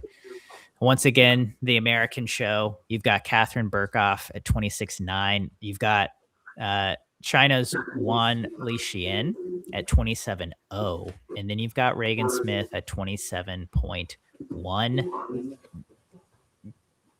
it's going to be Catherine Burkhoff's going to break a world record. Ooh. Yeah, I'm going to say it. I think she does it. 26.86 is the world record from Kaylee McEwen. Notably, won't be here. So many women have been 27 low. A few women have been 26 high, but haven't quite been able to crack that world record from Kaylee. I like that prediction. It's gutsy. I'm not convinced, but man, it'd be awesome to see. I just think it's gotten to the point where it's like every time an American backstroker hits the water in the 50 back, we think it's going to go down. I think this is finally the time that it happened. In a year where there's been world records that we did not think were going to go down, this is the year that one that we've been waiting to go down will. Notably, Isabel Stodden was 27-0 at U.S. Nationals, right? So it's like, again, she got pretty dang close. Yeah, and I think that Burkhoff only needs to drop 11 hundredths, and I think she can do that. So, yeah, come on. I also hope we see Regan Smith actually like race this and be super competitive in it. Like I want to see her just see if she can go like 26.9. That'd be really great as well. I think it would be sick. I'm struggling to see where that's not the two that go into the final for the U.S. It's a 50, and anything could happen, I think. Like, because you have Curzan at 27.2 and Leah Shackley at 27.3. And it's like one person drops a tenth or two, the other person adds a tenth or two. Like, you will have to be sharp. Yes. To make that absolutely. Yeah. But again, I think it's Burkhoff's race to lose. She's the world champion in this. Yeah. She's kind of solidified herself as I'm the 50 backstroke ace for the U.S. women. So prove me wrong. Prove me wrong. Yeah. All right. What do you think of the men's 50 backstroke? What a weird event. What in the heck? Quentin McCarty is my pick to win. I think Shane Casas, I know he's top seed here, but Quentin McCarty's been swimming really well as of late. And I think he's kind of the future of U.S. sprinting, especially sprint backstroke and sprint freestyle. I think he's really on that right trajectory. Mike Landrew, obviously, this is another event that does not jump off the page to me. I'm not like, whoa, men's 50 back. Is something crazy going to happen? I don't really think so. Again, the U.S. is not like loaded up on backstroke really for this meet, which is crazy, it feels like. But we're also still just trying to find that next Ryan Murphy. Yeah. And that takes time. Isaac Cooper from Australia, Ryo Miura from Japan. It's like, are they really going to be able to contend? The U.S. should go 1-2. Yeah. In the final. They should. And I think it's going to be McCarty and Casas probably, but I could also see Michael Andrew with just him doing his 50 training and just how much he values these 50s. I could also see him making that push, and we'll get to it when we talk about the 50 free, but I think McCarty wins a Pan Pacs Gold here. I think he wins 50. He's the U.S. national champion. I don't think internationally there's enough talent to really top him if he's on his game. He's had a great season so far. It's interesting that Casas is entered in one event a day, and those events are 50 fly, 50 back, 100 fly, and 200 IM. So it seems like he's focusing on 100 fly and the 200 IM, and then he's throwing a couple 50s in there. And I think he can be good, but like you said, we just haven't seen him consistently perform in those 50s to the level of predicting him winning in them specifically. So I think that's a great pick. But again, this event, not jumping off the page for me. Women's 4x2 free relay is the next event. Once again, not jumping off the page to me. If the U.S. women don't win, something's gone wrong. The depth just should be there. And again, Australia is pretty significantly depleted. So that's that. We don't need to spend too much time on that. With the men, it's the same story, right? And honestly, I don't even think we need to predict who's going to be on that relay at this point, because whatever. Women's 400 free, though. That's a fun one. Is this going to be the race of the meet? Is this going to be one of them? Is this going to be the top three? For the personnel-wise, it could be top 3 because you've got Summer McIntosh, you've got Katie Ledecky, you've got Lonnie Pallister. Like their race in the 800 free last year at Worlds was perhaps the race of the decade, right? Like that was so epic and a real clash of the Titans. I just think in this, like there's not much parity to be had. Like Summer should dominate. I think Katie should be a solid second if she's on form, and I think Lonnie should be third. Like she was to win comm games, she was 3:59.5, and again, I don't see her being so much faster here. She could be, and it could be a situation where if Summer's off, if Lonnie's on, like if Katie's somewhere in the middle, like they could have a really tight race because we've seen it play out before where we think, someone's going to win. We think Summer's going to win. And then Ariarne Titmus is just like, actually, no, you're not. Right. But if on paper, there's not a ton of parity for me in this race. I agree.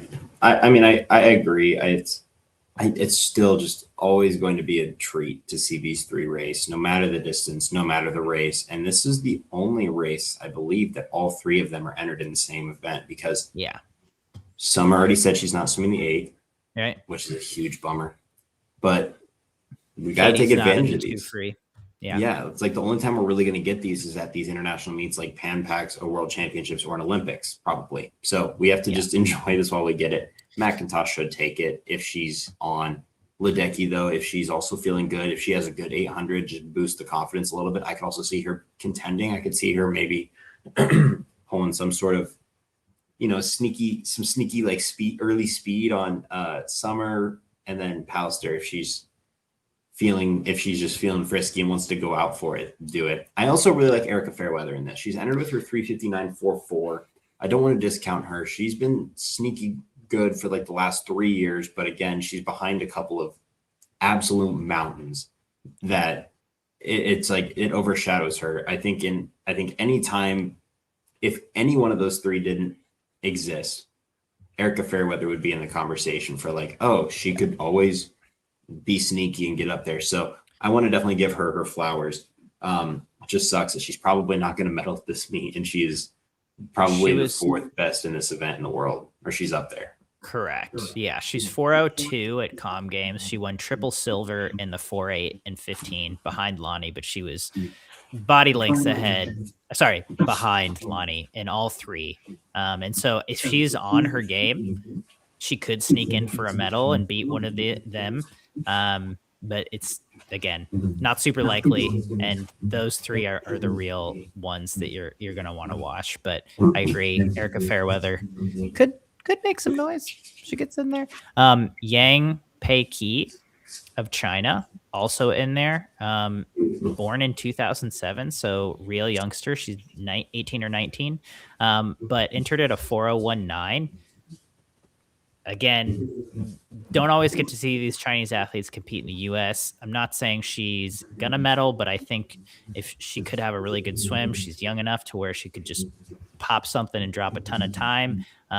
So I think that adds to the competition because you have 6 women entered at 4:02 or better, and that is pretty sensational for a meet that only has a handful of countries. Men's 400 free. This is really exciting because you have quite a few guys who could make some noise. Obviously, Sam Short just won comm games at 3:41, has been 3:40. Zhang Zhanshuo of China has been 3:41. World junior record holder in this event, has just been on the come up and a young stud in this middle distance era. Guilherme Costa of Brazil has been 3:42. I don't know that he's had the best season, but he has the potential in this event again to push these other guys. And then Rex Maurer, America's middle distance hope, entered. Yeah, I was going to say 3:43. Go ahead. This is the first event that the U.S. is not probably predicted to medal in, or I would say I mean, just based off the entry lists. That they could not medal in. They very well could not. But I mean, Yeah. they're going to have 2 options in the final to get them there. But Yeah. then if you look at the options, it's like, is it going to be Maurer? Is it going to be Shackle? Is it going to be Hobson? It could be just a mix of, it could be any one of those 3. But Sam Short, again, we mentioned it during the 8. This is like his bread. This is like his bread and butter. This is where he's going. I think he's going to be able to unleash something crazy. I think he could he contend with the world record here? That's my question. People thought he was going to at Aussie trials, and like, I guess you could make an argument that he did, but he really didn't. You know, I mean, he was 0.8 off of the world record. Like, he was there until the last 50, and then it absolutely blew him away. Right? Yeah. I don't think so. I don't think he will get close to the world record. I don't think he'll go a season best. Does that mean he won't win? No. Does that mean he won't go extremely fast? No. But no. No to the world record. Okay. No, that's fair. No. Zhang Zhuhou as well, 341.5. Like, it's going to be like that middle 200. I'm just really hoping we see a good race here. I hope Sam Short doesn't run away with it because it has the potential to be a really good race. But if he goes out fast, I hope somebody else goes fast with him. You know, Yeah. I hope he's not just. I hope there's not points in the race where he is doing a flip turn 8 body lengths ahead of the rest of the field. Right. Because then it's like, oh, that sucks. And because this is one of the 400 free is one of the races where if it is a good race, it's really exciting. Because it's just long enough to where you really have to be strategic, but it's also short enough to where you have to be decisive. Mm-hmm. Ooh, I like that. Yeah. I really like the way you put that. That's really good. I'm also just trying to look at some guys who could contend for the podium. We mentioned Maurer. He's also still, he's still young enough. Aaron Shackle's still young enough that it's like, oh, this would be a really good time to pop out a big like best time. I don't think we're going to see that from Shackle like we saw in Indianapolis in 2024, where he just had like probably the biggest swim of his career to make the Olympic team. Yeah. But again, we've seen both of these guys perform well on home soil before, so I don't want to count that out. Maurer has just gotten faster under Bob Bowman. So if he can find a way to maybe channel some of that, again, these entry times are also deceiving because I don't think a 340.6 is going to win this. I think it's going to be a 341.5 or a 341.4 that could win this. Could even be 342. And I'm going 341 high, 342 low, and even that feels like it could be optimistic. Yeah, and that's where I'm saying if that's the case, maybe nobody benefits from it more than Rex Maurer. Yeah, because I think it moves the bar lower, and he's already pretty tall. Just reach up and grab it. So yeah, I don't want to say that the U.S. podium hopes are like completely washed away. I think they're still very real in this event, but it's just not as certain as some of these other events. Way harder. Yeah. Like, to give some context, Elijah Winnington and Benjamin Godemans are both entered for Australia as well. And obviously only 2 Aussies can make the final. But so they were 1/100th apart at Com Games just a couple weeks ago in the 400 free. Winnington was silver. Godemans was bronze. They were both 345.5. And if 345.5 medals here, I'll just be really sad. And I think that's a reality. It could happen, but I'll just be really sad. I'll be really sad. So, okay, let's move on to the next event. Women's 100 fly. I mean, come on. Yeah. Come on. It's going to be a world record from Gresham Walsh. Wow, just no hesitation. Yes. World record. She broke it at the no hezzy. Come on. Yeah, but then she did that last year, but then didn't do it at Worlds. I think that's right. But she got really close. Home soil. Gresham Walsh world record. Does she go 53? That's what I was going to ask you. No, she doesn't. She's not going 53. I think she goes 54, like 2-8. Not yet. Oh, okay. She will. she will one day go 53. I think that's almost inevitable. It will be day 3 of the meet. Yeah, I think 54 low is in the cards for sure. Again, it'll be the third day of the Tori meet. Husk, defending Olympic champion, best racer on Team USA, maybe. And kind of Gretchen Walsh's kryptonite when it comes to that. Kind of Gretchen Walsh's kryptonite, did beat Gretchen Walsh for Olympic gold. And again, last year was one of the athletes that suffered from the illness at Worlds. And so we didn't get to see her compete in the 100 fly at all. So if Tori swims this, really excited to see what she can go, because she might go a 54. That'd be sick. Man, that would be nuts. That would be amazing if she went 54. Would that be almost a better swim than like if Gretchen went like a 54.35, like 200s off the world record? Just to see Husk drop some crazy swim. I also think I don't want to count out Claire Curzan. She's just behind Alex Perkins and Mikako Iki, and I was like, oh, this could be a really good race for her too. Yeah. I'm really optimistic that Claire Curzan, again, also entered in a buttload of events. She can pick and choose what she wants to swim, because anything she swims, she's going to be competitive in. I think she's going to focus on backstroke and maybe throwing a little bit of butterfly, but you never know. Gretchen Walsh, this is her race to lose. I think she breaks a world record. I think Tori Husk wins silver. And I think we all have a good time because it's going to be fun. Alex Perkins, once again, has been a revelation for Australian butterfly. I think she had a great shot to podium in this. Yu Yiting of China competing as well. So just a few other athletes to keep an eye on. But yeah, I think it's America all the way. Men's 100 fly, I think, will be really exciting. You've got Shane Casas at the top seed, 50.2, Dari Rose, 50.4, Matt Temple, 50.5, Thomas Heilman, 50.7. The 6 guys under 51, which is just sensational. This event has really grown over the last couple of years and really gotten a lot of depth. If we have 3 guys go 50 point, that would be really, really fun. Matthew Temple is coming off of Commonwealth silver, going 50.4, and Ben Armbuster was 50.5 at that meet. And so the US is not just going to have a cakewalk to gold, or even to getting 2 guys on the podium in this. Nor should they. They shouldn't have a cakewalk. I think a sneaky pick to win this, even though it's not super sneaky, is Matthew Temple. I have a solid inkling that he's going to be able to pull something out, because I think he was the runner up at Com Games. Yeah. Silver. Yeah.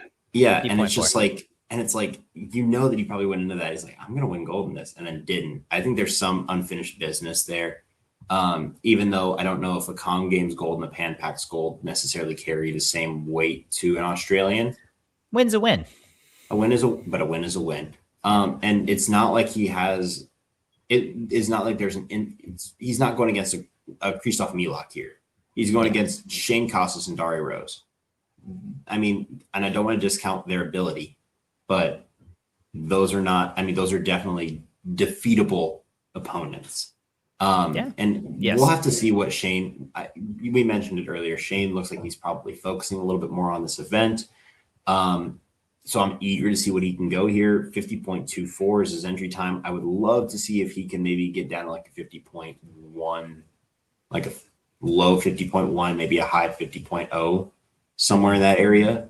I don't think we're going to see, or I would be blown away if we see a 49. But then that battle probably 49 from who? I think there's a couple guys who could. Matthew Temple has the swim of his life. I think Shane is capable. We'll see what Dare has. We'll see what Thomas Heilman has. I don't, it would take a lot, but I'm just going to go ahead and predict 49 wins. 49 wins. I think a 49 wins. I also think a 50.1 wins. No. I'm saying a 49 will win. Okay. There will be a 49. I got you now. I'm picking up what you're putting down. I think it's gonna be a great race no matter what. The fight for the US spots should be fun. If Luca Orlando swims this, I also think he could definitely be a contender. I think he could be 50-point potentially, but we just haven't seen that really much at all this season yet. But it's a nice mix here. It's not just the US at the top. There's a nice little mix of Australia, Japan, Canada as well. So there is. It's interesting. Should be good. All right. Next up, women's 200 backstroke. Again, no Kaylee McEwen, but we've got Americans. Top 4 seeds: Reagan Smith, Phoebe Bacon, Claire Curzan, Leah Shackley, all 205 or better.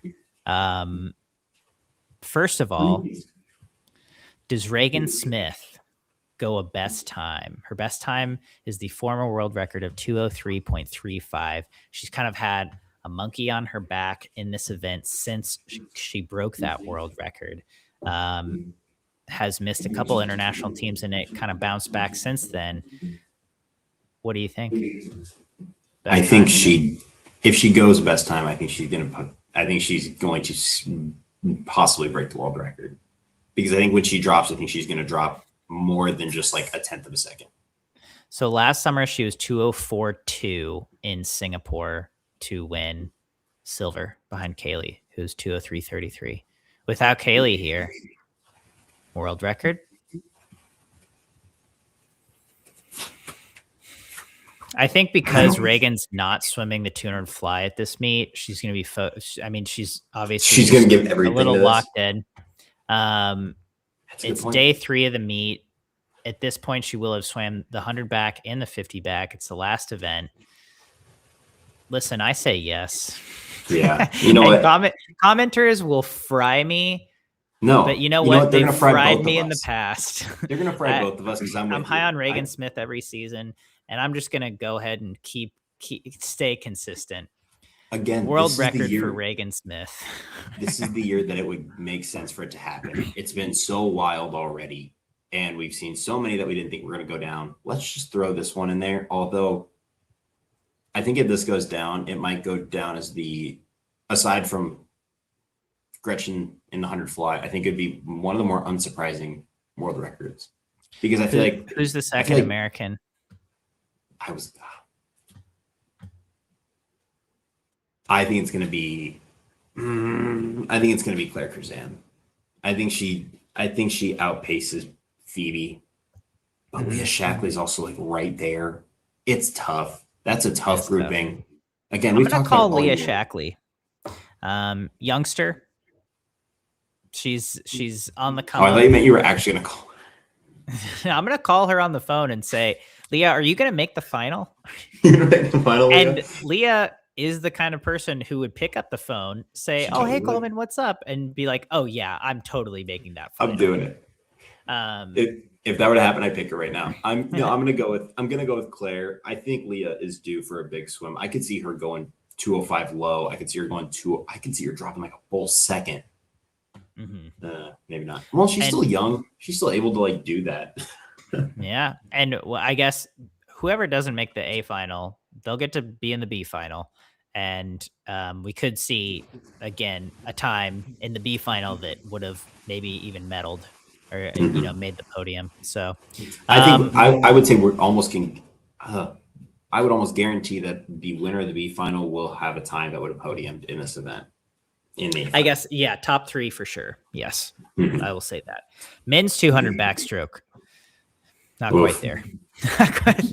Not quite there. Oh man, we miss Ryan Murphy, don't we? We miss Ryan Murphy. Pretty similar to the men's 100 backstroke.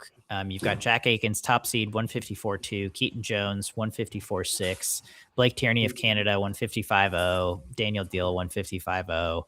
It'd be awesome to see anyone, honestly, have a big swim. Even a 154 low, I think, would be a great winning time for this meet. If anyone went 153, that would be sensational, I think. Yeah. The championship record's 153.5. That ain't going down. No, I don't think so either. If this could be, I think this swim is a lot more than a medal for the U.S. here. I Mm. think if Akins or Keaton or Deal, if any of them are able to just pop off some crazy good swim, go 54 super low, potentially 53 high, that would be such a win.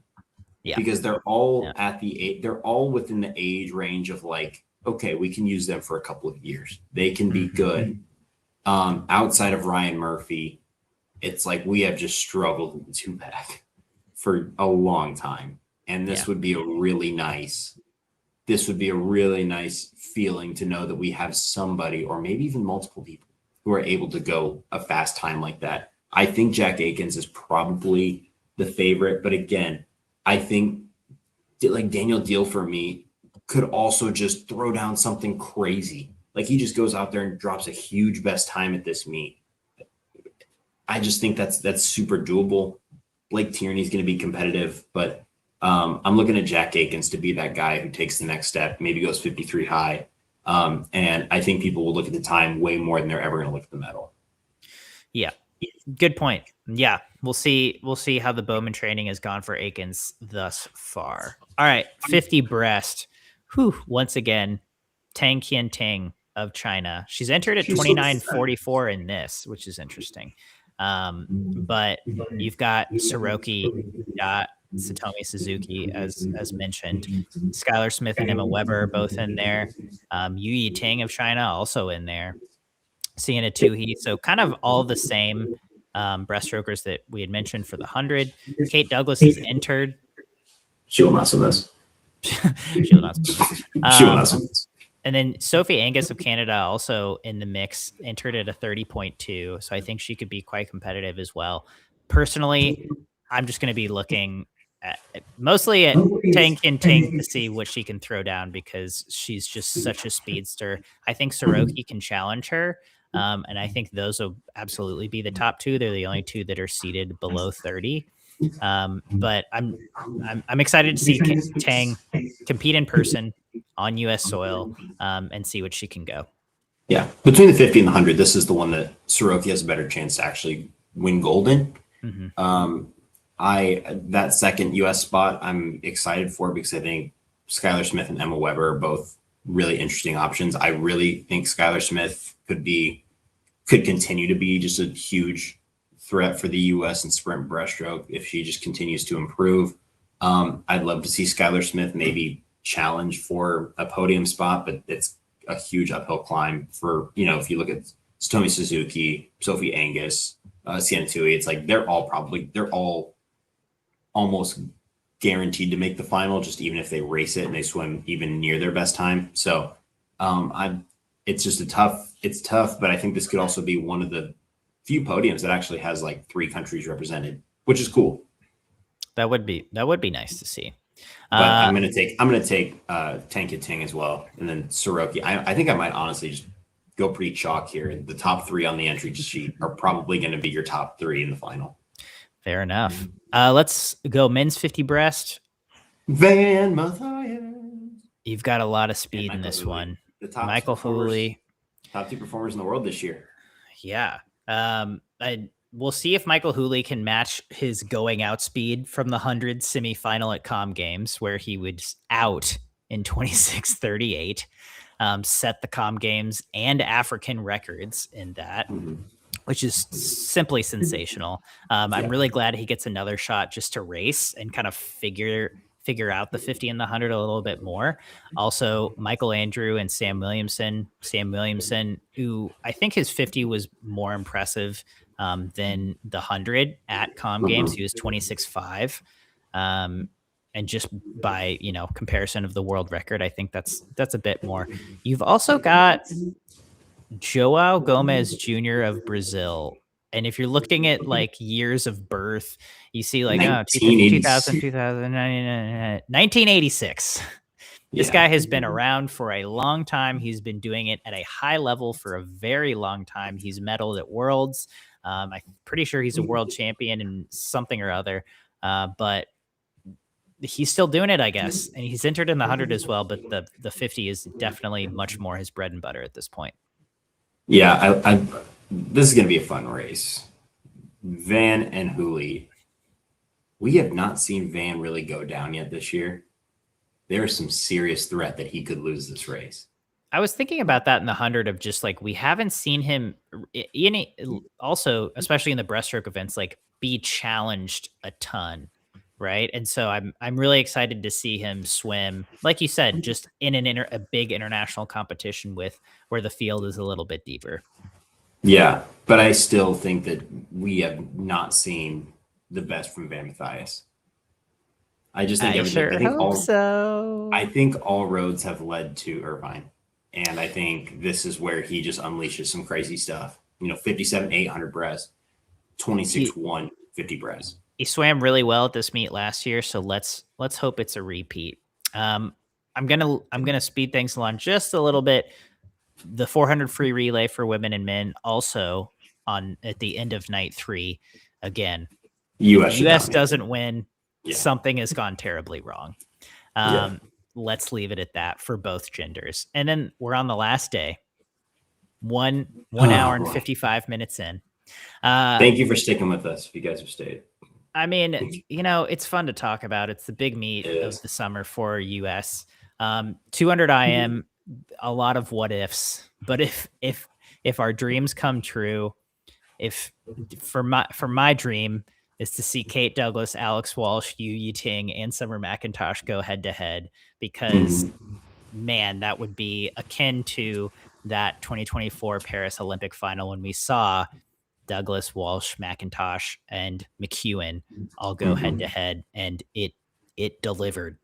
Yeah, it was a great freaking race. Many think Kate Douglas won't swim this. I'd probably err on the side of caution in that way as well. She probably won't. I'm pretty sure Alex will. She was 2:08.5 a couple weeks ago in Irvine. Summer will be on world record watch at that 2:05.7. But I think it's going to be really fun to see these top dogs go at it. Absolutely. It's, again, Summer McIntosh, if she's swimming, if she's feeling good, she is going to be the favorite. I would love to see Kate Douglas swim it. Probably won't. Yu Yiting has proven time and time again that she can compete with the best in the world in whatever race she's in. I'm really hoping Alex Walsh swims this. I'm hoping that she comes into this meet and her focuses are on the IMs, because she's already said that the 400 IM is a yes, she's focusing on it, but the 200 IM is still one of the best in the world. She's still one of the best in the world to do it. And it seems like just every time she's swimming against Summer, she swims incredibly well. Like, that's just like the one thing that really like gets her, it like turns her up a little bit. So I think that's exciting. Regan Smith is also entered in this. She's behind Husk, Walsh. I was going to say Douglas. Sleeper pick to make the final. Yeah, but she's, again, it's not going to be an easy road to the final if you are a US 200 IMer. I'm not convinced that Douglas or Husk swims this, though. I think they both might opt for the 50 free. Well, even in that case, you still have swimmers like Leah Hayes, Phoebe Bacon, Caroline Bricker, who are also going to probably have something to say about that. But I mean, at the same time, if you are an American and you go 2:08.2, you should make the final. Well, depending on if Douglas and Husk swim. Who swims. Yeah, agreed. And it's also no guarantee that Alex Walsh swims this, but I would say that I feel better about her swimming this than most things. Yeah, I think that's pretty guaranteed. I think she might try to swim the tuner breast too, but we'll get to that in a minute. Men's 200 IM. Hopefully this is the Shane Casas show. Yes, I'm hoping so. Hopefully he's saving the best for last. He's top seed by over a second with that 154.3 from last year. And again, you've got IM guys like Tamayuki Matsushita, Carson Foster, Finley Knox. This is his best event. Yumeki Kojima of Japan as well, and Lewis Clarebert. But a lot of those guys are more kind of lean more toward the 400 IM. But this is Casas's bread and butter. And I think he's really focused on this event this year. It's kind of like, could we see him go 153? I'm going to say no. I don't think he does, because I think he would swim better if he was racing Leon and if he's chasing. Not as much if he's like ahead. I think he still goes sub 155. I think he goes like 54.6.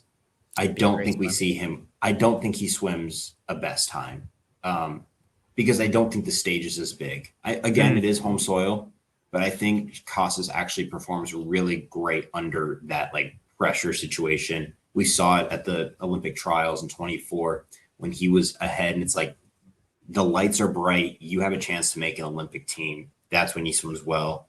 I just don't know if the lights are bright enough for that right now. And that might be me just totally big braining it and thinking too much into it. But I do like the experience of Foster to definitely get himself into a good position for the final. I think there's a serious chance that they go 1-2 in the final. Tamayuki Matsushita is another guy who's like, if he just has a great swim and Casas is a little bit off, he could win this. So I don't know. I think that Casas should. I'm the same with you. Casas should win this. Yeah. I think Foster could definitely contest well. Matsushita is just going to need to hold on somewhere in the middle of that. Agreed.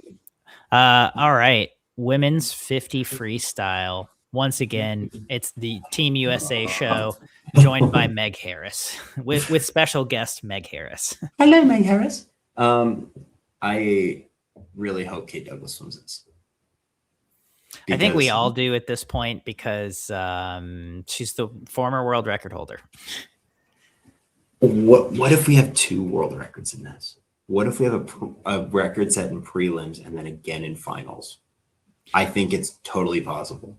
I don't. I think these women are experienced enough that they know how to conserve in prelims. Yeah, however, and like if Kate and Gretchen both swim this, Gretchen's going to swim it. If Kate swims this, I think they're just head and shoulders above the field that they'll also probably get to see like what times win, but I don't think they need to go all out. I don't think they'll have to go all out to make the final. But it would be crazy. It's also on the last day, so everyone will probably be just like a little tired. A little tired. A little tight. Do you think we have a world record in this? Yeah, I do. I do too. I think now, if let's hypothetically, if Gretchen and Kate are racing in the final, who's coming out on top and who's breaking the world record? I think it's Kate Douglas. Yeah. Yeah. Our editor in Keith, Braden Keith, posted a report yesterday talking about just some of the races to watch at this meet, and this was one of them for obvious reasons. Right. And he, listed some good points. Kate Douglas has beat Gretchen Walsh one-on-one much more. And like she is like that kryptonite. And I think that's what's going to happen here. I think it's the same thing. I think they train every single day and practice together. I would just love to sit in on one of those and just see those two battle out in like a 50 free like training set. But I think Kate Douglas wins it. I think she breaks the world record. I think Gretchen Walsh is not far behind at all. And then it'll probably be Meg Harris, who comes in third, trying to play spoiler. Gretchen it seems historically she swims better when she's out in front. Kate will not allow that. No. Certainly not for Gretchen to be way out in front, right? Especially if Kate swims like a pared down sprint lineup at this meet. She'll be a lot fresher. She might have been on 1 or 2 relays, but potentially Kate Douglas could do 2 events at this meet. She might just swim the 150 free, Stink. Like, I'm going to be honest. Because just the lineup does not really fall in her favor. No, it doesn't. She might do 50 free, 100 free, 50 breast, 50 fly. She might just swim a bunch of 50s. But anyway, if they both make the final, if they're going head to head, I'm going to go Kate Douglas. But I think Meg Harris has a really great shot at medaling in this. She has a best of 24.0, or she's entered at a 24.0. Again, won Com Games in 24.2. So she's gonna be competitive. Yeah. Yeah. I think it's crazy that we might see 3 23s from the U.S. women, and only 2 of them will be in the A. That would be nuts. Like I could totally see Tori Huss going 23-8. Yeah, I mean, 4 women are entered at 23, and they're all Americans. So this is where I wish we had Molly O'Callahan. This in the 100 and a 2. Yeah, but it is what it is. All right, men's 50 free. I already said that someone's going faster than 21:35. So Chris Giuliano or Jack Alexi or Quentin McCarty or Guy Caribe better prove me right. But I think all those guys have a shot at Van. I'm less optimistic about that one, but yeah, I am too. I don't remember. I did say that I think Caleb Dressel's time will hold up, and I'm going to stick with it. I think that 21-3 is just a little too out of the reach, but that's not to say it's not feasible. Giuliano and McCarty both been 21-4. I mentioned this in the preview, very different parts of the season. Giuliano's was in early March and McCarty's was late May. So almost 3 months, like very late May. So almost 3 months apart for those two. But again, McCarty's in form right now. And I could see him surprising some people, but I'm also kind of hoping that we get Jack Alexi from the China Open and potentially an improvement on that, because if he gets a good kick on, if he gets a good start, if he gets a good finish, I mean, people forget he was in the race that Cam McAvoy went the world record. That has to hurt a little bit, doesn't it? I was in the race that the fastest one was ever sort of, but also probably a little motivating, and also like he did pretty well in that race. Like he did, you know. So he's raced Cam a lot at this point, and maybe he's like, okay, no Cam, it's Jack time. Yeah, that would be awesome. Let's not forget the other Jack. Oh, I was going to say Michael Andrew. Yeah, go ahead. The reigning Pan Pacs champion from 8 years ago. Ooh, so true. But I mean, I don't think he will repeat as champion. But no, I don't think so either. But I'll let you see a big return to form for Michael Andrew as well. Also just kind of a sleeper pick to make the podium is Jamie Jack. He's entered at 21.5, Comp Games bronze medalist at 21.47. And I do think 21.47 will make the podium. I think if someone goes 21.35 or under, which I already said is happening, they will be out in front. Like they will win by a couple tenths. Which I already said is happening. Which I already said is happening. So I'm sticking by that. Also, just excited to see Santo Condarelli swim because Mr. Worldwide is maybe my favorite swimmer that is currently competing. So always good to see him compete in his signature event. All right. Absolutely. 200 breast time. You think Kate's swimming it? Yes, and I think she's going to try to break the world record. But I also could very well see her not do it. Here's the thing. It's going to be, I don't think she swims both. She will not swim both the 50 and the 200 breast. I don't think. No. Because one of them will one of them doesn't make sense. Yeah. But whatever one she swims, she's breaking the world record in. I mean, that's a fair take. Although that world record is just crazy. And it's just really interesting to see, like, Kate Douglas is crazy. But I would have been like, all season we were pretty much like, she's swimming the 200 breast, no question. But until lately, she breaks the world record in the 50 free, goes to U.S. Nationals, only swims hundreds, goes 51.8 in the 100 free. It's like, does she want to do that? And again, it's just all about what Kate Douglas wants to do, what she feels like doing that day. I think this race also, if Kate Douglas doesn't swim, the two U.S. swimmers look vastly different. Yes, it'll be likely Alex Walsh, and then the only other. There's two others. Caroline that's true. Down there too, but it's like, yikes. Caroline Bricker's entered at a 2:31. I mean, yeah. So definitely, if Kate doesn't swim it, there's definitely room for internationals to move in. You've also have Kayleen Corbett, who we haven't even mentioned, of South Africa. She's entered in all 3 breaststrokes, but the 200 is definitely her more of her thing. I think pretty sure she was 4th at the Paris Olympics. Maybe Tokyo I think you're right.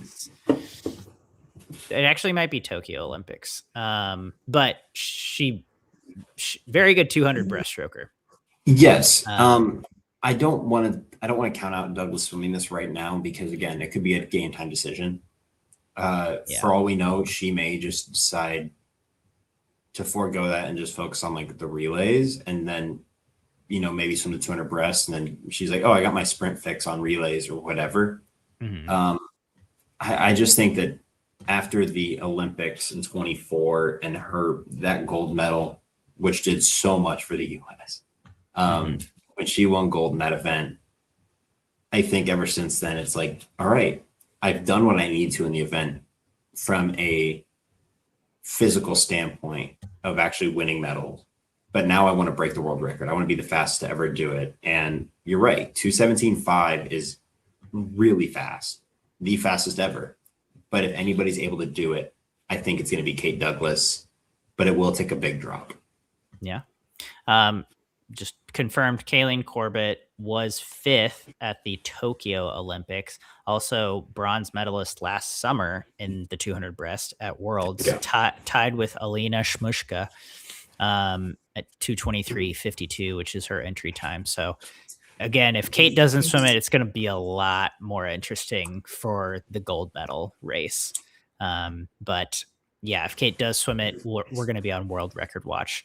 Men's 200 breast, Japan is all I have to Japan. say. Yeah.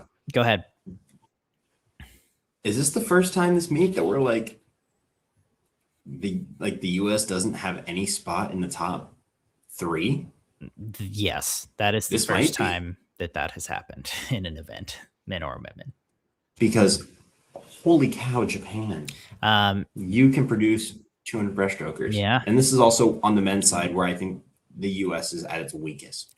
Though in the grand scheme of like the world this season, thank you US nationals, thank you Josh Bay, thank you Gabe Menziata, we're not the weakest.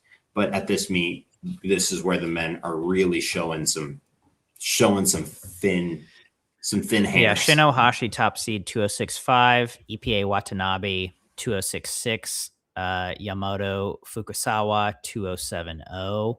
So again, just Japan is so good at this event with so many men. So obviously only 2 of them can make the final. Then you've got AJ Pouch and Josh Matheny entered at 208.0 and 208.3. Zach Stubblety Cook is in there at 208.9. He is coming off Commonwealth silver, I believe. Bronze. He was 208.9 for bronze at Com Games. So he could be a threat to podium as well. But I mean, I think it's all Japan. Campbell McKean is entered. Not sure if we'll see him swim it. And if he does, it would be interesting to see how it goes. But Oliver Dawes of Canada is also kind of one to watch. He's entered at 208.9 as well. He had a great trials. And I think he could surprise some people. But I think the storyline for me will be to see if the U.S. men can break up the stranglehold that Japan has at the top. And to that, I say that I don't think they will.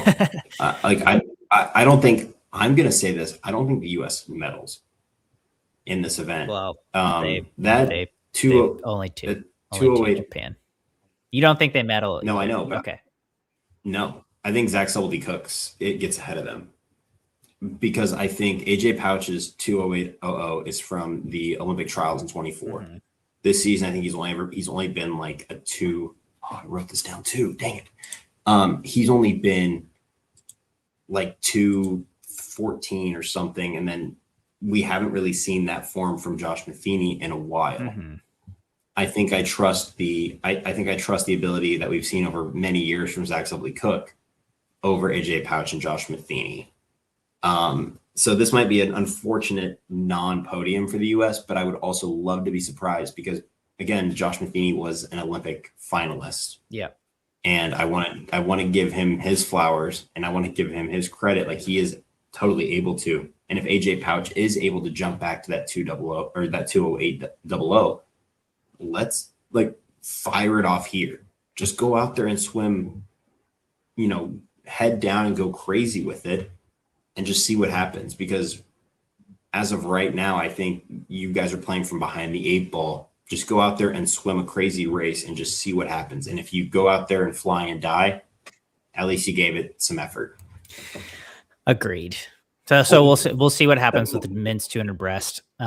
Men's mile, last couple of individual events. Bobby Fink top seed at that world record 14:30.6. Sam Short behind him at 14:42.0, and then Japan's Kaito Tabuchi of 14:45.5. So once again, a race between Sam Short and Bobby Fink.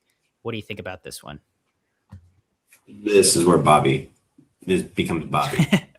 It's like Bobby and Sam are going in the 800. They're going into the middle of the battlefield. Mm-hmm. The 400, it's like that's Sam Short's. Obviously, that's Sam Short's territory. But here's the mile. Bobby's welcoming Sam Short into his territory. Yeah. So I think he wins this. I think it will be a good race, at least for the first 1,000. Mm-hmm. And then I think Bobby shows why he is the best to ever swim this race. Yeah. So Sam Short won Com Games in 14:42.11. He's entered at a 14:42.09. I'm guessing that's maybe what he went at trials, but I think Bobby Fink has honestly a surprising amount of wiggle room. I think Sam Short is much more geared for the 4 and the 8. And I think, again, Bobby is used to swimming the mile on the last day of a meet. He did it at the Olympics and he won by a lot. And I think he can once again do it again. So will be an exciting race, but I'm picking Fink all the way. Then we have the women's 800 free, Katie Ledecky time times 2. You also have Lonnie Pallister. Katie Grimes might be swimming this event. Erica Fairweather is seated quite a bit behind them as well.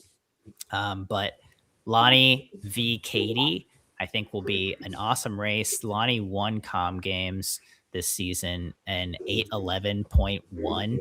So I think if Katie isn't on, Lonnie could challenge her, as we saw her do at Worlds last season. I think Lonnie's a great racer. Yeah, 100%. But yeah, go ahead. I think Ledecky will not lose the final individual race on home soil. Fair enough. I think it's like I hate thinking about a major, like an international meet with the US and not imagining Katie Ledecky suiting up for it. But we're getting to the point where it's like the ones that she's going to get to compete on home soil are numbered and they're limited. And I think she's going to want to take everything that this is worth and milk it. That's what I would do. I think she just needs, this is going to be a great race. I think every race that Katie gets to swim at this meet will be great because she has great competition and she has some great challengers that are going to push her to good times. I wouldn't be surprised if we're seeing another potential world record here. Yeah. She loves it. She loves breaking them outside. Yeah. And I think, again, if all the conditions are right, if she's feeling good, if she's not super dead tired by this point, I think she is more than capable of doing it at Pan Pacs. Mm-hmm. So I really like how this all sets up for Erica Fairweather, Katie Grimes. We mentioned both of them already. Jillian Cox, I touched on her a little bit earlier. It's just, again, it's hard because when Pallister and Ledecky are in the water, they are the headliners. Agreed. Yeah. So that is our last individual event of Pan Pacs. We end with the women's and men's medley relays, which, again, if US doesn't win, something's going really wrong. I think we'll leave it at that. We've been going for well over 2 hours, but that is the 2026 Pan Pacific Championships preview, which starts on Wednesday. And if you haven't gotten enough swimming media oh boy, European Championships starts in 10 minutes. If you're listening to this live, at least. So thanks so much for joining us, and we will